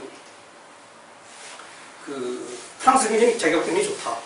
뭐 요지는 그거예요. 좋다. 그리고 프랑스와 독일의 어떤 협조 관계는 완벽하다. 그리고 둘이 어떤 이 마스트리히트 조약, 경제 통화 동맹을 나가는 길도 확고하다. 그리고 우리가 프랑스에 대해서는 완벽한 지원을 할 것이다. 그리고 또 하나 그냥 멋있는 말이 있습니다. 분데스방크가 보유하고 있는 윤정기는 성능이 굉장히 좋다. 왜냐하면 돈을 얼마든지 찍어서 우리가 프랑스 은행에 주겠다. 그렇게 발표를 합니다. 우리는 굉장히 고성능 인쇄스럽게 마르크화 인쇄기를 갖고 있다 이거예요. 그래서 아무리 투기꾼이 와도 그냥 찍어서 주겠다. 마르크를 프랑스 정부한테 무제한. 그러니까 프랑스 중앙은행은 외환 보유고의 걱정이 없어지는 거잖아요. 그러니까 여기서 이제 이깁니다. 결국 투기꾼들이 져요. 그때 이제 했던 게 이 프랑스 재무장관이 한 게 지금 이 투기꾼들을 전부 잡아 죽여야 된다. 이게 현대 그 쌍말 한 거예요. 그대로 현대 이게 지금 참 우리 이게 법치 국가라는 게 한심스럽다. 이게 프랑스 대혁명기라면 투기꾼들 전부 잡아다가 그냥 길로틴으로 뭐에 다 쳐야 되는 놈들이다. 이런 말을 막 그냥 기자 인터뷰에서 하고 그랬어요. 길로틴 목 잘라야 된다고. 이제 그러다가 이제 결국 그러니까 조지 소로스가 또 탁 나왔죠. 나는 프랑스는 공부가 안 했다. 나는 그건 사실인 것 같아요. 뭐 나는 사실은 경제의 펀더멘탈을 보고 공격하는 사람이다. 프랑스 경제 참 좋다. 프랑스 경제는 뭐 공격받을 이유가 별로 없다. 영국은 당연히 문제가 있은 나라니까 해서 돈을 버는 거고 프랑스는 볼 때 문제가 없기 때문에 공격을 안 했다. 그래서 아마 그게 맞을 것 같아요. 조지 소로스가 프랑스 공격한 사람들은 되게 다 돈을 잃었거든요. 왜냐하면 결국 환율이 그대로 갔고 이 사람 이자만 다 물은 거 아니에요. 환율 그대로 갔으면 아까 말한 환율 그대로 이랬으면 자기는 뭐 빌리고 빌리고 은행만 좋은 일 시킨 거죠. 이자만 계속 낸 거고 자기가 아무것도 없으니까 남은 게 오히려 이 환율이라는 게 딱 된 게 약간 이게 몇 개 있어도 변동폭이 있는데 끝에 갔다가 중간으로 떨어지면 환율도 거꾸로 손해볼 수도 있어요. 이제는 뭐 프랑스 중앙은행이 뭐 마르크가 무제한 들어오니까 우리 거꾸로 갈 수 있잖아요. 그러니까 사실 투기꾼들이 손해를 많이 봤습니다. 프랑스에서. 조지 소로스가 뛰어난 사람이죠.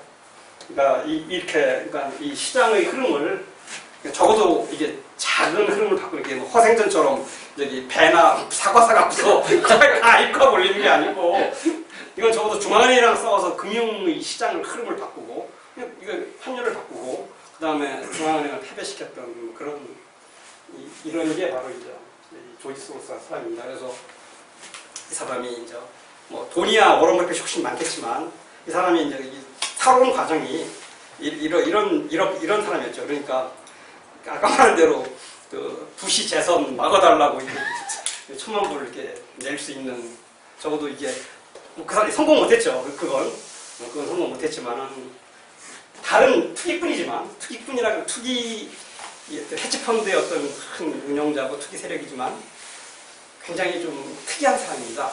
그리고 이때가 이제 세계의 어떤 별로 알려지지 않았지만 아주 역동적인 유럽 통화 위기라는 경제 어떤 펀더멘탈하고 별 관계없이 투기 세력이 움직이기 위해서 막 통화 위기가 날 수 있는 그러한 걸 만들었던 아주 대표적인 사례입니다.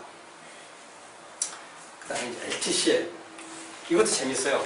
이것도 못 들어봤죠? 네? 이건 1998년 1994년 LTCM이 1994년에 생깁니다. 3년에 생겨서 LTCM 만든 사람들이 숄즈 그 다음에 머턴 이런 학자가 일단 2명 있어요. 숄즈는 MIT 교수입니다. 교수였었고 노벨 경제학상을 탄 사람이에요. 그 다음에 머턴은 하버드대 교수고 이 사람도 노벨 경제학상을 탔어요.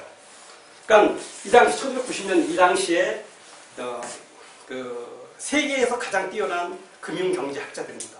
뭐 우리나라는 뭐 노벨상이 김대중 대통령 평화상 하나뿐이 못 받았잖아요.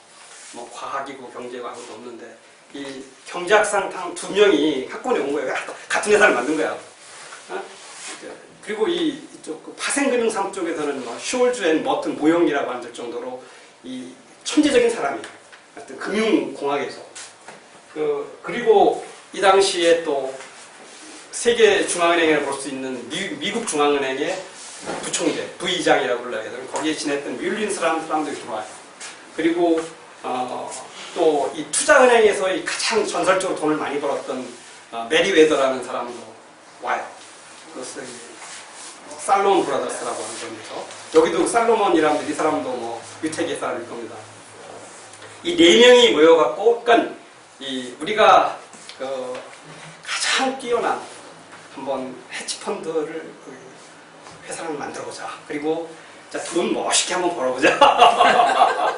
이러고서 이제 이 사람이 만든 회사가 LTC입니다.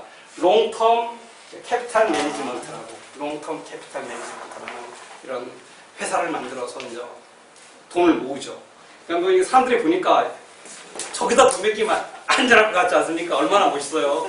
노벨상 탄 사람 2명이 막 앉아있고, 뭐 만나보기 어려운 사람들이 앉아있고, 중앙은행 사람도 있고, 뭐 투자은행에서 유명한 사람들이니까. 그러니까 뭐 순식간에 그냥 막 몰려들자. 근데 40억 불을 만들어갖고 이제 돈을 하는 겁니다. 이 사람들은 어떤 걸 하냐면, 이 사람들이 다 노벨상 받고 이런 사람이니까, 이 통계, 뭐 정보, 이런 기술적 위험관 이런 게 가장 뛰어난 사람들이니까 거대한 컴퓨터도 이용하고 이래서 많은 통계를 이용하고 정보를 이용해서 위험은 거의 없으면서 꽤 괜찮은 수익이 나는 투자를 한 겁니다.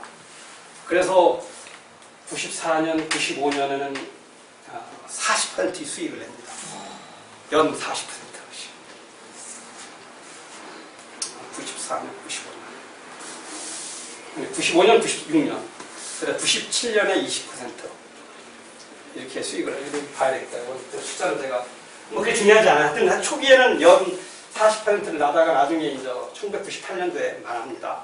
망하는 과정이 이제 이게 설명을 드리는데 이 사람들이 투자하는 건 뭐냐면 과거의 어떤 통계 금융상품의 가격들을 쭉 해보니까 이렇게 되게 일정한 패턴이 있다라고 보는 거예요.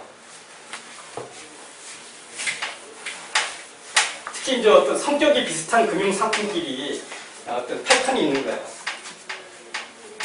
그래서 그 어떤 금융 상품의 가격 차를 갖고 투자하는 건데 너무 복잡하니까 뭐 유럽에서 덴마크 채하고 거기 독일 채권하고 보면 둘 다 굉장히 안정적인 나라입니다. 독일이나 덴마크 다 탄탄한 나라인데 이건 나라 굉장히 조그맣죠. 인구도 한 500만 명이 안 되고. 여기 국채고 세계에서 가장 안전한 국채로 인정받는 게 어느 나라 국채인지 아닙니까? 독일 국채예요. 이 국채 가격이 가장 비쌉니다. 미국 국채가 더 비싸요. 만약 금리가 미국 국채가 지금 한 같은 년, 뭐 10년짜리라면 미국 국채가 한 2.5%라면 독일 국채가 1.5%예요. 금리가 낮으면 국채가 비싼 겁니까? 그러니까 독일 그 정도. 덴마크도 굉장히 안정적인 나라입니다. 안정적인 나라인데 덴마크 국채는 유동성이 없어서 안 팔리니까 조금 비싸죠. 독일 국채보다. 독일에서 좀 싸죠. 죄송합니다. 독일 국채보다 덴마크 국채가 싼데 그 가격을 쭉 내보니 거의 일정하게 가요. 그러면 이제 일정하게 양쪽 가격차가 있는데 이렇게 오르락내리락 하지만 역사적으로 가장 넓을 때가 얼마나 대번 나오겠죠. 그럼 이거보다 더 벌어지면 한 3개월 내지 얼마에 다시 수렴했을 거예요. 이렇게 이런 패턴을 분석해갖고 이 가격이 이게 벌어지면 요 역사적 최고치를 넘어서 딱 벌어지면 적당한 시기에 사는 거예요. 그럼 조금 지나면 가격이 오면은 돈을 버는 거죠. 이런 식으로 투자를 하는 거예요. 이런 게 이제 요런 채, 그 다음에 선물 가격, 선물 시장, 그 다음에 이렇게 회사채하고 국채하고 가격, 이런 주로 차이를 갖고 투자를 많이 했어요. 그래서 이제 1997년도가 우리가 이제 IMF 요양위기를 당했잖아요. 이때 이제 동아시아, 우리 말고 인도네시아, 태국 이런 데도 다 외환위기가 있었잖아요, 같이. 그래서 이제 흔들리다가 이제 1998년도에 와서 조금씩 안정이 되니까 이때 이제 이렇게 세계적인 금융위기가 있으면 이런 차가 스프레드라고 해요. 이게 확 벌어집니다. 확 벌어지다가 서서히 안정이 되는, 조금 안정되는 것 같아요. 1998년도에 와서 초에 오니까 이제 안정되니까 이제는 이제 사도 되겠다라고 생각하고 이제 이 LTC에서 막 상담을 뭘 사는 거냐면 주로 위험한 것들, 이 가격이 많이 떨어졌던 것들, 뭐 쉽게 말하면 덴마크 걸 사고, 그 다음에 이제 그 회사채 걸, 국채 것들보다 회사채를 사고 가격이 더 많이 역사적으로 싸진 것들을 주로 많이 샀어요. 근데 이제 1998년도 이 8월 달에 이제 이 러시아가 채무 불이행, 모라토리움을 선언합니다. 그러면서 이렇게 조금 가다가 다시 확 뛰는 거예요.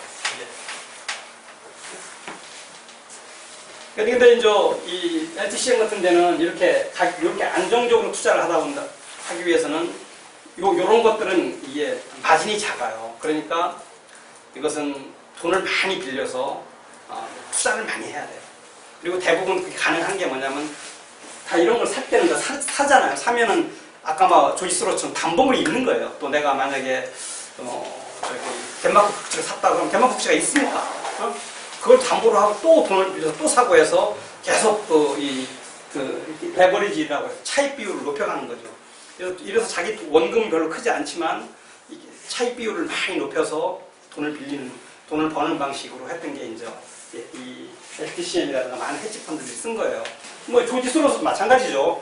조지 소로스 1억 불 갖고 와서 나중에 총 빌린 건 아까 20배, 30배 된다고 그랬잖아요. 그죠? 레버리지가 20배면 2000% 되는 거 아니에요? 30배면 3000% 되는 거고. 그렇게 한 거죠. 다 LTCM이나 헤지 펀드는 그렇게 많이 합니다. 그래서 이런 헤지 펀드를 다른 용어로 쓰는 말이 있어요. 금융 쪽에서. 이것을 Highly Leveraged Financial Institution이라고 해요.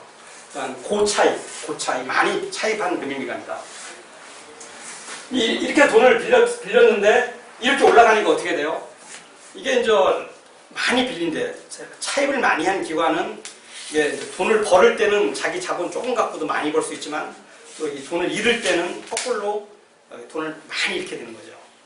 그러니까 뭐 방법 없이 이때 LTCM이 그냥 다 적자 상태로 들어가는 거예요. 그리고 계속 적자가 나는데 만약에 이것을 청산하게 되면 이 갖고 있던 이런 나쁜 채권들이 다 시장에 한꺼번에 나올 거 아니에요. 자, 금융자산이 나오면서 이 값이 또 떨어지면 더 엉망이 되니까 이제 그런 구제금융을 줍니다. 구제금융을 주고 구제금융이라는 게 뭐 그 채권은행들이 여기 돈을 빌려준 아까 말한 대로 담보로 잡고 있는 빌려은행들이 구제금융을 주고 이 LTCM의 그 자본을 다 인수해버립니다. 그러니까 LTCM이 없어진 거죠. LTCM에 투자한 사람들은 그냥 돈이 없는 거예요. 자기는 다 돈 뺏긴 거죠. 그래서 이제 이 파산을 하게 되는 거예요. 실질적인 파산이죠. 근데 뭐 일단 이게 이제 청산을 안 했지만, 청산이 갖고 있는 재산은 다 팔진 않았지만, 채권금융당이 다 소유권을 가져버리는. 결국은 5년 만에, 4년이죠. 94년, 4년 만에, 망했습니다. 그러니까 이게 참, 보면, 아마 이 LTCM과 같은 드림팀은 앞으로 영원히 구성하기 어려울 겁니다. 뭐 그 노벨 경제학상 상사람 2명씩 끌어다 모으고 이렇게 모아서 이런 펀드를 만들고 투자 기관을 만들어서 돈을 투자한다는 건 불가능할 텐데, 그러니까 이걸 놓고 볼 때는 결국은 돈을 번다는 게 지식, 뭐 많이 아는 거, 그다음에 이런 많은 정보, 그다음에 최신 컴퓨터로 무장했다고 꼭 돈을 버는 건 아닌 것 같다. 아까 우리가 여기 로스차일드가 돈을 벌 때, 사실 로스차일드 그게 자기가 계속 팔다가 사는 시점이 그건 참 그냥 절묘했을 뿐이죠, 그죠? 그 정보가 어느 시점에 다다랐느냐에 따라서 자기는 거지가 될 수도 있고, 그러니까 어마어마한 베팅을 한 거예요. 그래서 그걸 성공했기 때문에 부자가 된 거죠. 그러니까 이런 걸 보면 돈을 번다는 것은 실력, 뭐 노력, 그다음에 지식 이런 것이 뭐 중요하지 않다고는 할 수 없지만 결정적이지는 않은 것 같고, 더 중요한 게 운인 것 같아요. 저도 느낌이. 그래서 굉장히 돈을 번 사람들은 겸손해야 될 것 같고, 그 다음에 못 본 사람은 너무 이렇게 기죽을 것도 없을 것 같고요. 그냥 그런 생각이 좀 듭니다. 너무 금융공학적으로만 접근했던가 아니면 드림팀이라고 할 수가 없겠는데. 지금 와서 보니까 그렇죠.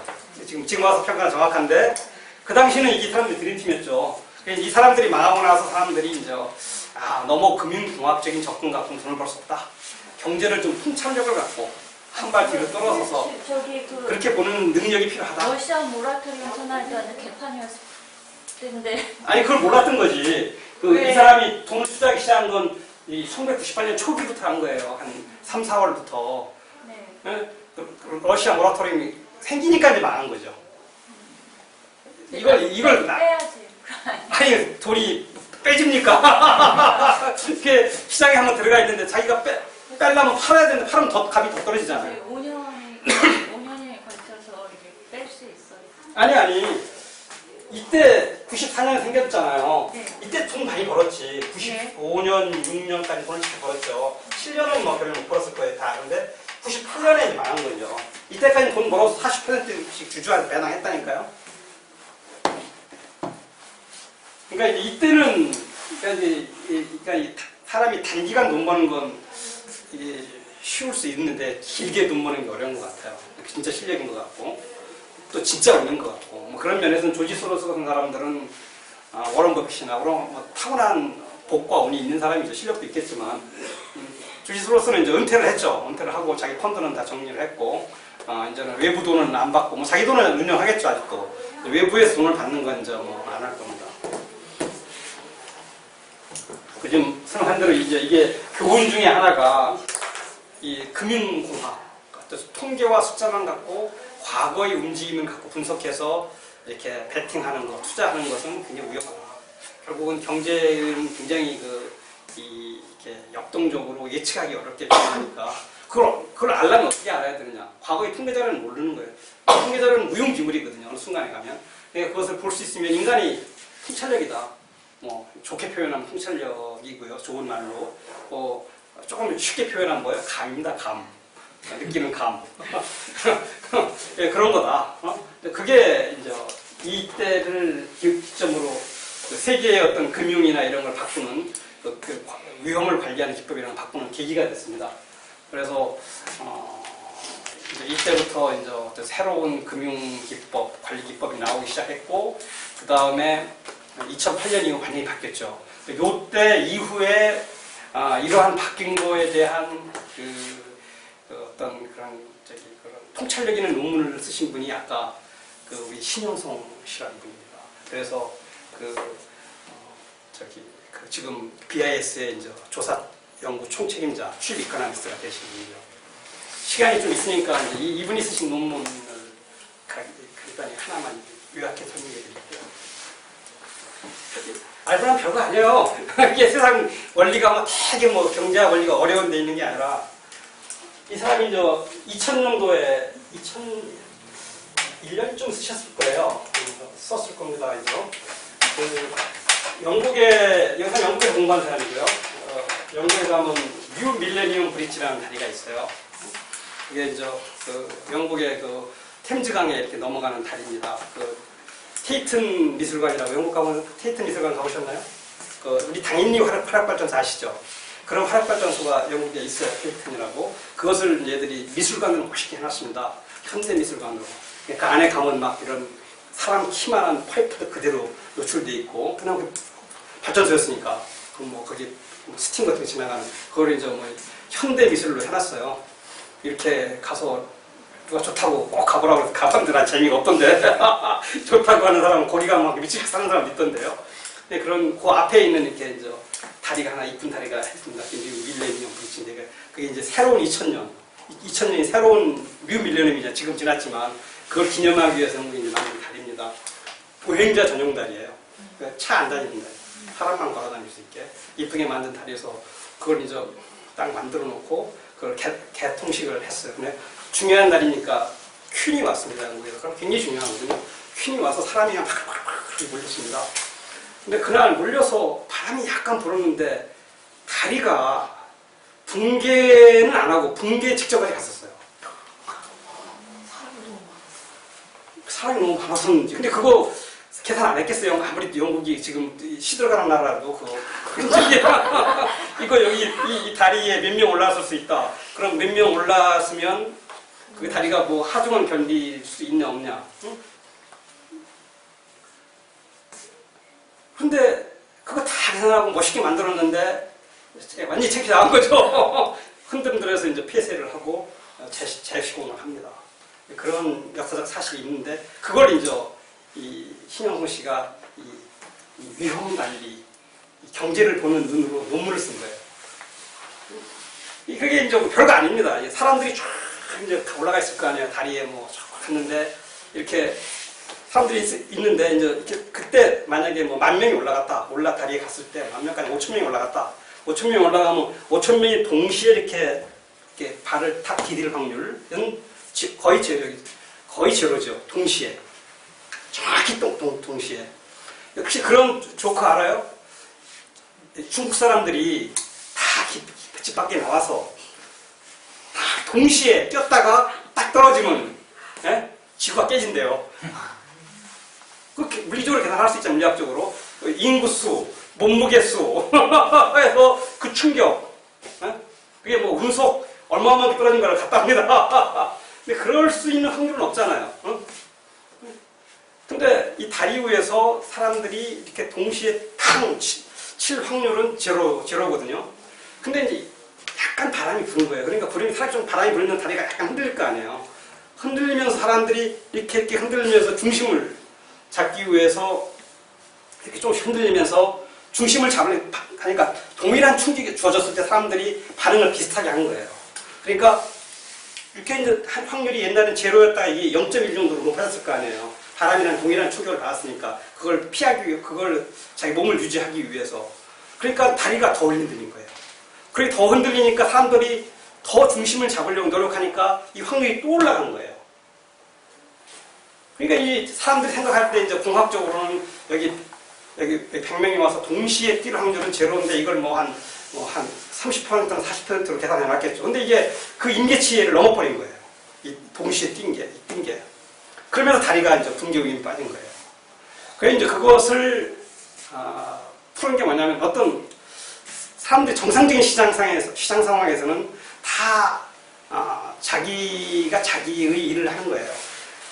그런데 어떤 충격이 오면은 그 행동들이 서로 영향을 미치는 거예요. 그걸 이제 이렇게 논문을 쓴 사람들은 유식한 용어를 좀 써야 돼요. 그래야 인정을 받거든요. 그 유식한 용어로서 위험이 내생성이라고 합니다. 인다지니어스라고. 그러니까 그런 위험이 내생성이 생기는 거예요. 즉 위험이 외생적일 때는 별 문제가 안 되는데 그 내생적으로 생겨 서로 영향을 주면서 그 다리가 이제 흔들리고 그 위험에 빠지는 거. 그러니까 경제가 그렇다는 거죠. 그러니까 서로 이렇게 경제 주체들이 처음에는 다 자기 일을 하고 자기가 독립적으로 놀 때는 괜찮은데 그것이 이제 서로 위험이 커지면 서로 연결되면서 그 동일한 행동을 하면서 그게 뭐죠? 일종 그 허딩 비헤이비어, 이 쏠리면서 집단의 점점 커지는 거죠. 그러면서 경제 다리도 붕괴되지만 이런 똑같은 현상으로 금융위기도 나오고 경제가 붕괴될 수 있다. 이 논문이 별거 아니죠. 그죠? 들어보면 다 우리 뭐 얘기하면 다 상상할 수 있는 건데 이런 논문을 써서 이게 아주 사람들이 생각을 못한 거예요. 그거는 기존에도 그런 이론이 있었지 않나요? 물리학에서 말하는 사물의 상호 의존성, 독립되었지만 상대적으로 독립된 상호 공진 현상이라고. 이런 네. 그런 거 아니에요? 그렇죠. 근데 그것을 이제 이 경제 현상으로 풀어 쓴 거죠. 위험의 내성성이라는 말로. 그 전까지는 되게 위험은 독립적인 걸로 봤어요. 아까 제가 이제 위험 뒤에 이제 뭐 설명 가끔 얘기하는데 위험을 볼 때 표시하는 뭐냐면 이렇게 활 쏘는 거냐, 활 쏘는 건 뭐냐면 다트 게임이냐, 다 던지면 저쪽에 삥 돌아가는 어떤 그럼 여기서 바람이나 뭐 거리만 계산해서 이렇게 딱 던지면 목표물에 맞추는데 현재 경제는 그게 아니고 쉽게 말하면 현재는 고스톱이다, 포카다. 우리가 고스톱 칠 때는 우리가 패를 들고 이 판에 깔린 패를 보고 나서 승패를 알 수 없어요. 옆에 놈이 뭐 내느냐에 따라서 설사를 할 수도 있고 피박들 쓸 수도 있고 싹쓸이도 당할 수 있는 거잖아요. 고스톱 알죠? 그죠? 그러니까 매번 바뀌고 어떻게 나느냐에 따라 그게 이제 이 경제 행동 너무 당연한 거죠. 세상이. 근데 그 전까지는 되게 위험을 계산하거나 경제를 평가할 때 다 모든 걸 외생적으로 본 거예요. 그러다 이제는 내생적으로 넘어가니까 그러니까 LTCM 사태도 그렇게 아까 말한 대로 팔으면 되지 못 파는 거예요. 자기들이 거대한 시장 참가자가 이렇게 내가 팔으면 가격이 더 떨어져.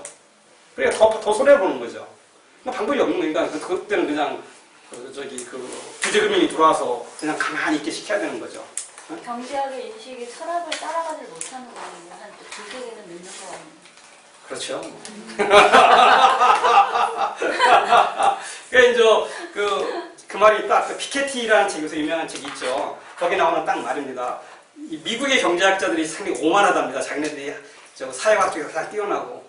근데 그 생각을 빨리 버려야 된다. 경제학자들이 별로 아는 게 없고 자기네들이 훨씬 지식이 약하다는 것을 받아들여야 이게 좀 경제학도 발전하고 또 이렇게 좀 또 잘 어울려 살 수 있다는데 좋은 지적을 했어요. 그 피케티가 한 말이 그 말이죠. LTCM이 딱 형이상학 수준에 머물러 있는 딱 고분석이거든요. 그때는 지금 보니까 세상이 그래요. 항상 지나고 나면 다 별거 아닌데 이 당시는 이 얼마나 멋있어요. 생각을 해보세요. 이 화려한 사람들이 참 만들고 이렇게 투자를 해서 끌고 가는데 돈 있는 사람들은 다 한번 내보고 싶었던 거죠. 여기에 한번 웃긴 사람들이 억울했던 거예요. 처음에는. 그리고 실적이 한 벌써 2년간은 이 40%씩 이렇게 배당을 쫓는다. 대단한. 순리정통인가요? 네? 훌쩍 시장 가설은 어떤 건가요? 효율적 시장 가설은 뭐냐면 시장에서 이제 알려줄 수 있는 정보는 다 알려져서 시장에서 만들어지는 가격은 정보는 그냥 합리적이다. 응? 그리고 그것이 최상의 선택이다. 이렇게 보는 이론이죠. 잔뜩 설명드렸다시피 저 운동장에서 그게 10,000원짜리 돈이 있다면 없어야 정상인 거죠. 누군가 먼저 같이 집어갔을 테니까. 그렇게 보는 게 효율적 시장 가설입니다. 합리적 기대 가설이라는 것도 볼 수 있고. 근데 기본적으로 장기적으로 보면 효율적 시장 가설이 맞을 수 있어요. 왜냐하면 결국 LTCM도 이렇게 망가지고 이러듯이 맞는데 결국 또 이게 지나면 이게 이제 이걸 돈을 수습하고 나면 한 1년 지나니까 LTCM이 생각했던 대로 왔어요. 근데 그걸 못 버틴 거지 1년을. 돈이 없으니까. 결국은 그게 이제 수렴이 되긴 됐는데 그게 LTCM이 투자한 사람이 생각하는 건 너무 늦게 온 거죠. 그러니까 LTCM이 못 견딘 거죠. 뭐라 그러나 장돌려 같은 날 하나 박혀야 되는데 너무나 고상한 경제학 교수님이랑 지만원의 그 로그랑은 그럴 수 있습니다. 한국 경제자 수준 어떻게 보시는 거예요? 경제학 교수. 나는 뭐 경제학자라고 걱정스러운데. 나는 경제학자라고 보기는 어렵고 뭐 경제를 이렇게 많이 공부라기보다는 현장에서 이제 부닥치는 사람이죠. 그러니까 뭐 난 학자란 말은 참 가끔은 뭐 쓰기도 하지만 학자란 말은 잘 안 쓰는데 한국 경제학은 뭐 그런 학자로서 학문은 어떤 학문 자체로서 그게 이제 현실에 적용이 안 되더라도 논리적이나 이론적으로도 이렇게 정치한 발전이 이루어지는 거 뭐 이러한 면에서도 그렇게 뛰어난 것 같지 않고 또 현실의 문제에 대해 답을 잘 주지도 못하잖아요. 그죠? 우리 경제 문제에 대해서 어떤 좀 답을 그나마 고민거리를 조금 뭐 세상에 완벽한 답은 없지만 그런 것들을 이렇게 주려고 노력하는 사람도 그렇게 많지는 않은 것 같다 이런 생각을 합니다. 저는 그래서 뭐 학자로서 정치한 이론으로서는 뭐 발전 못 시킬 것 같지만 그래도 내 나름대로 어떤 경제 분야에 대해서 이제 좀 대안이나 정책 이런 걸 좀 제시해 보려고 지금 하고 있습니다. 하고 있고 이제 그렇게 해서 쓴 책이 이제 지난번 쓴 한국경제 밀필적 보이라는 책이고 이 지금 얘기하는 금융은 이제 이 한국 경제에 대한 대안이나 이런 건 그나마 저 말고도 좀 사람들이 있어서 얘기하는 사람들이 있는데 이 금융은 진짜 얘기해주는 사람이 없어요. 금융의 속살 이런 것들 재밌는 얘기 뭐 그다음에 금융 실상 바로 봐야 될 것들을 뭐 아까 말한 대로 그러니까 뭐 그냥 화폐 전쟁 보고 이게 소설인지 무협 소설인지 실제 사실인지를 사람들이 분간을 못하는 거거든요. 그래서 좀 이 책을 쓰게 된 거고 그리고 이렇게 강의도 한번 같이 해보는 겁니다. 선생님 예. 좀 약간 망상 같은 건지 모르겠는데 예. 아프리카 어려운 게 있는데 가령 우리나라가 예. 이제 사실 금융 위기 많은 부분이 예. 달러하고 우리나라 돈 관계에 있어서 좀 예. 발생하는 부분이 많이 있잖아요. 예. 우리나라 가령 정부 원화를 없애고 달러를 우리나라 돈을 쓰게 되면 어떻게 됩니까?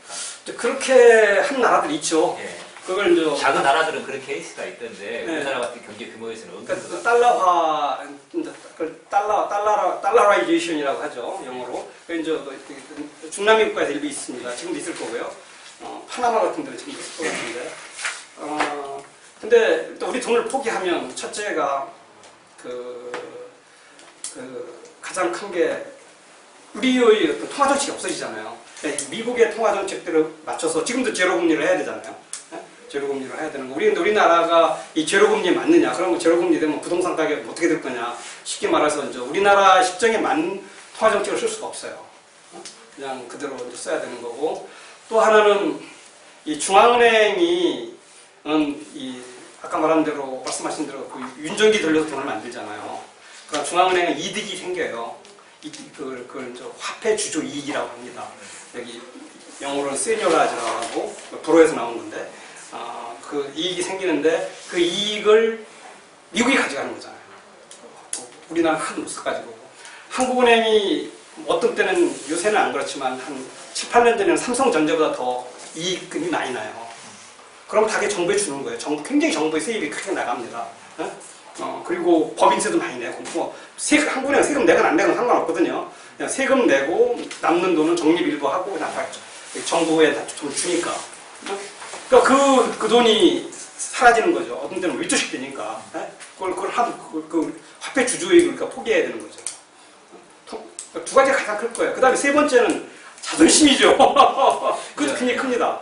근데 이제 결국 이제 사실 그런 부작용이나 문제는 비용은 어차피 있을 거라고 예. 생각하는데 그 비용 못지않게 생각하는 발생할 수 있는 이익도 있지 않을까 한번 그걸 따져보고 싶은 생각이 들었어요. 그렇죠. 그런데 이제 이익이라는 게 뭐 아까 말씀드린 대로 그 외환위기 이익은 사라지는 거죠. 예. 외환위기 이익은 사라지는데 1997년의 위기는 참 우리가 참 너무 어마어마하게 우리가 잘못한 거 너무 알아서 당한 거지만 앞으로 제가 볼 때는 뒤에 이제 금융위기 설명을 할 텐데 그때 설명할 거 다시 금융위기 얘기하지만 우리나라가 제가 볼 때는 아주 멍청하지도 않으면 외환위기 가능성은 없을 것 같아요. 이제 물론 뭐 정부가 이제 잘못하면 됩니다. 그리고 이건 뭐 저기 약간 막 이런 식으로 영국도 막 이렇게 허망하게 당하고 그랬기 때문에 우리가 잘못된 정책을 계속하면은 뭐 외환위기가 안 나오리라는 보장도 없지만 우리나라가 좀 그 정도는 넘어선 것 같다.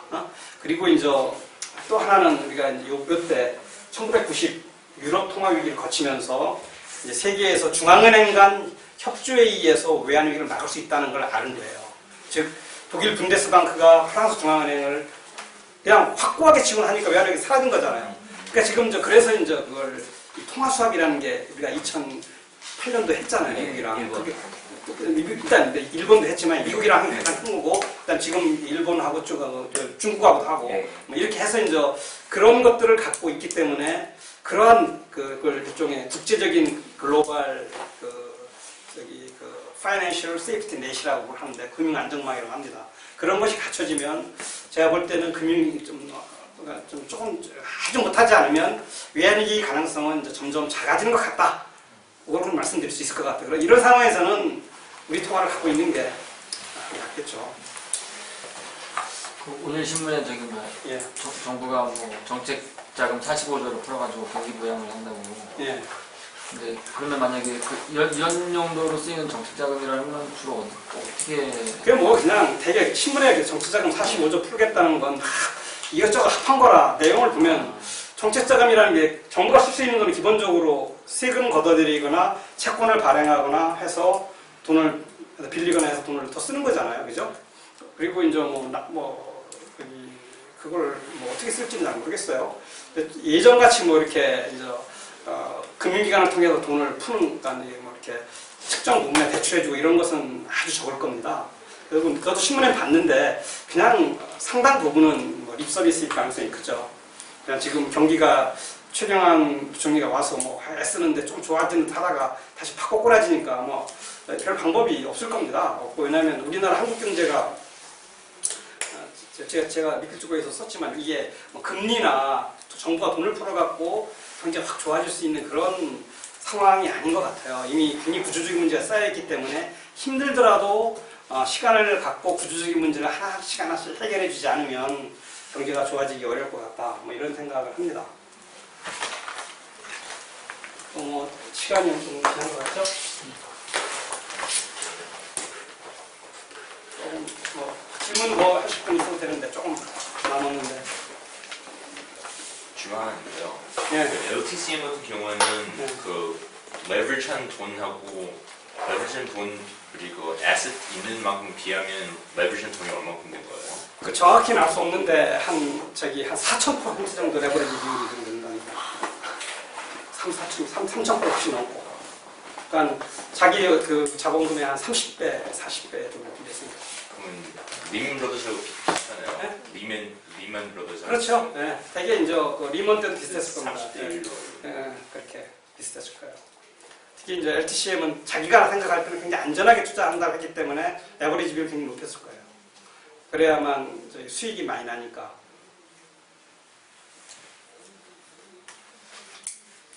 태국 바토와 그런 것도 해체펀드가 공격한 건가요? 그러니까 공격은 당연히 했죠. 했는데, 그러니까 지금도 뭐 우리나라도 마찬가지입니다. 그 외국의 투기자본들은 아까 조지소로 마찬가지지만 경제를 잘못 운영하면 그래서 저건 무조건 잘못됐다 경제가 경제의 현실화 감만도 그러면 정상적으로 바뀌는 과정에 돈을 벌 수 있다고 생각하면 들어옵니다. 아마 당연히 그 태국도 하긴 했을 거고요. 그런데 저는 항상 그렇게 생각합니다. 헤지펀드는 항상 공격하려고 한다. 모든 걸 다. 돈 되는 데는 다. 뭐, 이거 투기자본은. 그 기회를 주는 것은 우리다. 어? 우리가 주지 말아야 되는 거거든요. 뭐, 보면은 미국은, 미국인 거 굉장히 중요한, 일본, 독일, 뭐, 프랑스는 했지만, 좀 당했지만 이겨냈고, 뭐, 네덜란드, 뭐, 이런 나라들은 거의 공격을 안 당했잖아요. 그죠? 걔들은 뭐, 먹을 게 없어서 안 당한 게 아니라 잘하니까 못한 거예요. 그러니까 되게, 다, 이런, 하여튼, 프랑스도 이유를 만들어 투기카리를 공격을 합니다. 이렇게. 이게 굉장히 재밌는 거죠. 무슨인지 돈을 벌려고 하는 거예요. 어떻게든 이유를 만들어서. 그걸 빌미를 안 줘야 되고, 경제를 잘 끌어가야 되는 거예요. 그러니까 뭐, 태국이 헤지펀드의 탓으로 돌리면 안 됩니다. 그럼 못 살아남아요. 이건 뭐 세상에서 다 눈 파게도 돈 벌려는 사람들은 다 쌓여 있거든요. 그 우리도 이미 국제화돼 있고 개방화돼 있는 상황에서 그거 이겨내고 가야죠. 그걸 오지 말아라 이렇게 할 수는 없는 거거든요.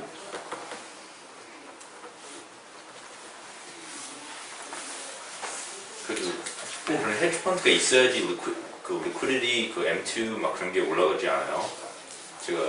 제가 알기로는 미국에는 그 하이 프리퀀시 트레이딩이라고 HFT 같은 게 영어 발음을 좀 약간 한국식으로 언어 발음이니까 잘 안 들리는데 그 증권 자동으로 컴퓨터로 그거 있잖아요. 그래 맞아요. 거의 우리 그 다우 존스 거의 60% 정도 그 트레이드가 자동으로 된 트레이드라고 알고 있어요. 근데 그게 사실 거의 아르비트라지 다 빼는 거잖아요. 한국 4%밖에 안 돼요. 그러면 사실 값하고 현재 값하고 차이가 있다는 한국에 많이 있다는 얘기잖아요. 그렇죠. 미국 시장이 아까 말한 좀 더 효율적인 거고 한국 시장은 조금 더 비효율적인 게 강한 거죠. 그래. 저도 뭐 헤지펀드 자체를 금지하는 헤지펀드의 긍정적 기능이 투기잖아. 헤지펀드가 투기의 긍정적 기능이 뭐냐면 그 시중에 유동성을 공급하고 위험을 인수하는 거거든요. 나는 헤지펀드라는 것 자체가 막을 필요도 없고 한다면 뭐 가능한 정보는 많이 정책에 가질 수 있고 그 다음에 어떻게 움직이는지는 봐야 되지만 헤지펀드를 막는다고 하는 것은 좀 찬성하는 편은 아닙니다. 오히려 뭐 있어도 좋다.